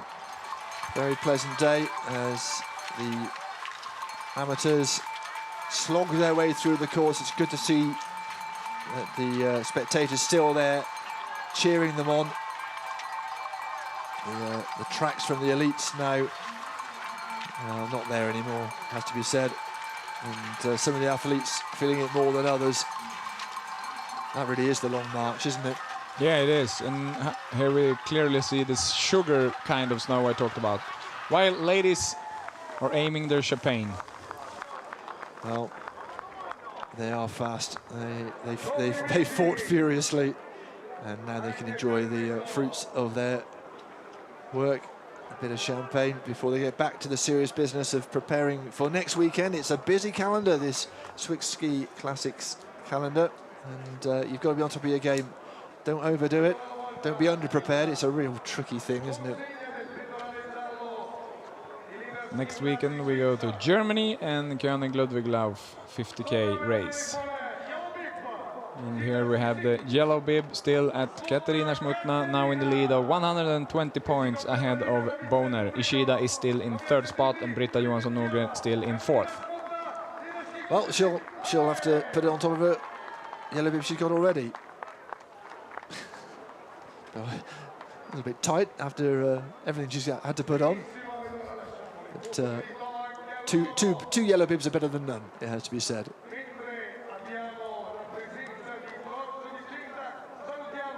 Laila Kveli, who was not starting in the first races, are now up on the 5th position, just 50 points behind Britta Johansson Norgren. And she had the capacity to go to top 3, I think, when we end the season. Looks strong, Laila Kveli. The women's pink bib holder, by the way, is away at the Norwegian Championship, so I don't think we're going to see that distributed today. I must say, heartiest congratulations to Angelo Corradini, the president of the organising committee, and all his men and women who have worked so tirelessly getting the snow down. 100,000 cubic metres put down on this course. It is some feat, and they are so proud of their race, and with good reason as well. We salute them, and we salute all these athletes who are making it up towards the finish. It is a hard old slog, that last 2.5 kilometres. Let's have a look at how it all stands then in the championships. Around 600 points for Anders Auckland, who overtakes Øystein Pedersen at the top. Quite a long gap now between him and Morten Eide Pedersen, and Petter Eliasson rounds out the top 4. Godalin with that victory today up into 5th place, and he is a long way ahead of Callison, who had a pretty good race, but Rezak a long way back in terms of points. Svard back in form and back on the racetrack, and up into 13th place. He'll be pleased with that. And Jens Eriksson offered his 4th position, of course, a lot of points. Here's the sprint standings, and Nygaard ahead by 10, overhauling Pettersson and Eliasson and John Christian Dahl. He won both the sprints here today, of course. Eriksson, Anders Auckland, Billin Pola and Danu Uela are there or thereabouts as well. So the youth, well, it's some consolation for Billin Pola, back on top of there, 9 points ahead of Anders Host, then Stian Holgaard, Andreas Nygaard, and Vestil Thieli. You'll have to tell me whether I pronounced that correctly. That's how the youth competition looks. And to the women, so Katarina Smutna, top by 120 points. Serena Bona, well, she's got some competition if she wants to keep her crown. Masiko Ishida, not on form today, she's in 3rd. But Johansson Norgren, a good race for her. She has 440 points, she is 4th.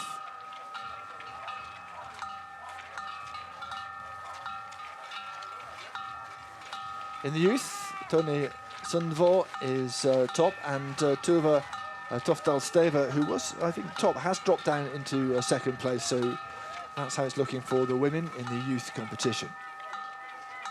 Yes, Sundvor was 16th today, so she takes the new bib. Well, this is how it looks for the team. Team United Bakeries from Santander, Team Coop in 3rd, and Team Lispang Go in 4th. The Salvini Magis team not far away either, but then, of course, it drops away in terms of points.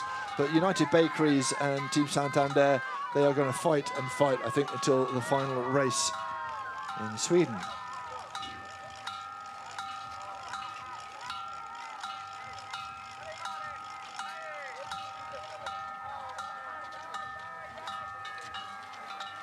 Sun's still shining here in northern Italy, in the Dolomites. And this is how the day started. That was the man with the yellow bib at the start of the day, Øystein Pedersen. This is the man who would go on to win. The women starting, of course, at the same time as the men. 9 o'clock local time start. The start put back by an hour because of the shortened course, 57 kilometres, not 70. Starting in Matsin. And pretty soon it became clear that Team Santander were looking to control this race. First time they had all their athletes fit and ready and on the track, and they certainly made use of it. The Auckland brothers certainly doing their share of the work up in front. The sprints dominated by Andreas Nygaard, who took both the sprints. The bib 160. Always times his sprints to perfection, leading the green bib now after being in 3rd place going into this weekend. And there's an example of Team United Bakeries being 2nd best to Team Santander, tucked in behind them, not much room for manoeuvre there. And really good from Gjerdalen, looking for his first win in this series.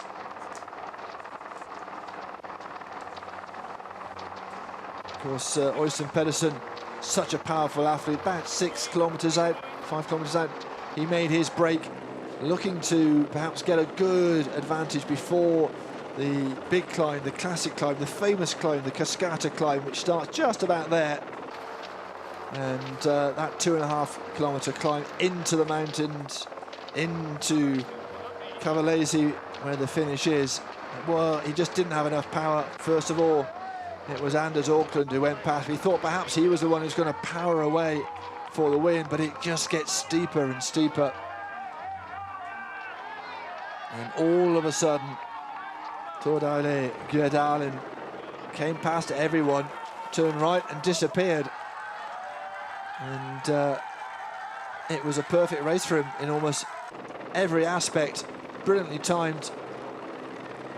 The only slight fly in the ointment, so to speak, was right at the end when he got a bloody nose from the floral wreath for the winner.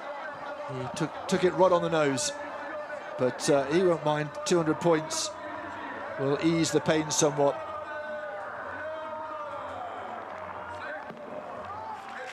Gjerdalen, from Auckland, from Pedersen, all three of them completely spent by the end.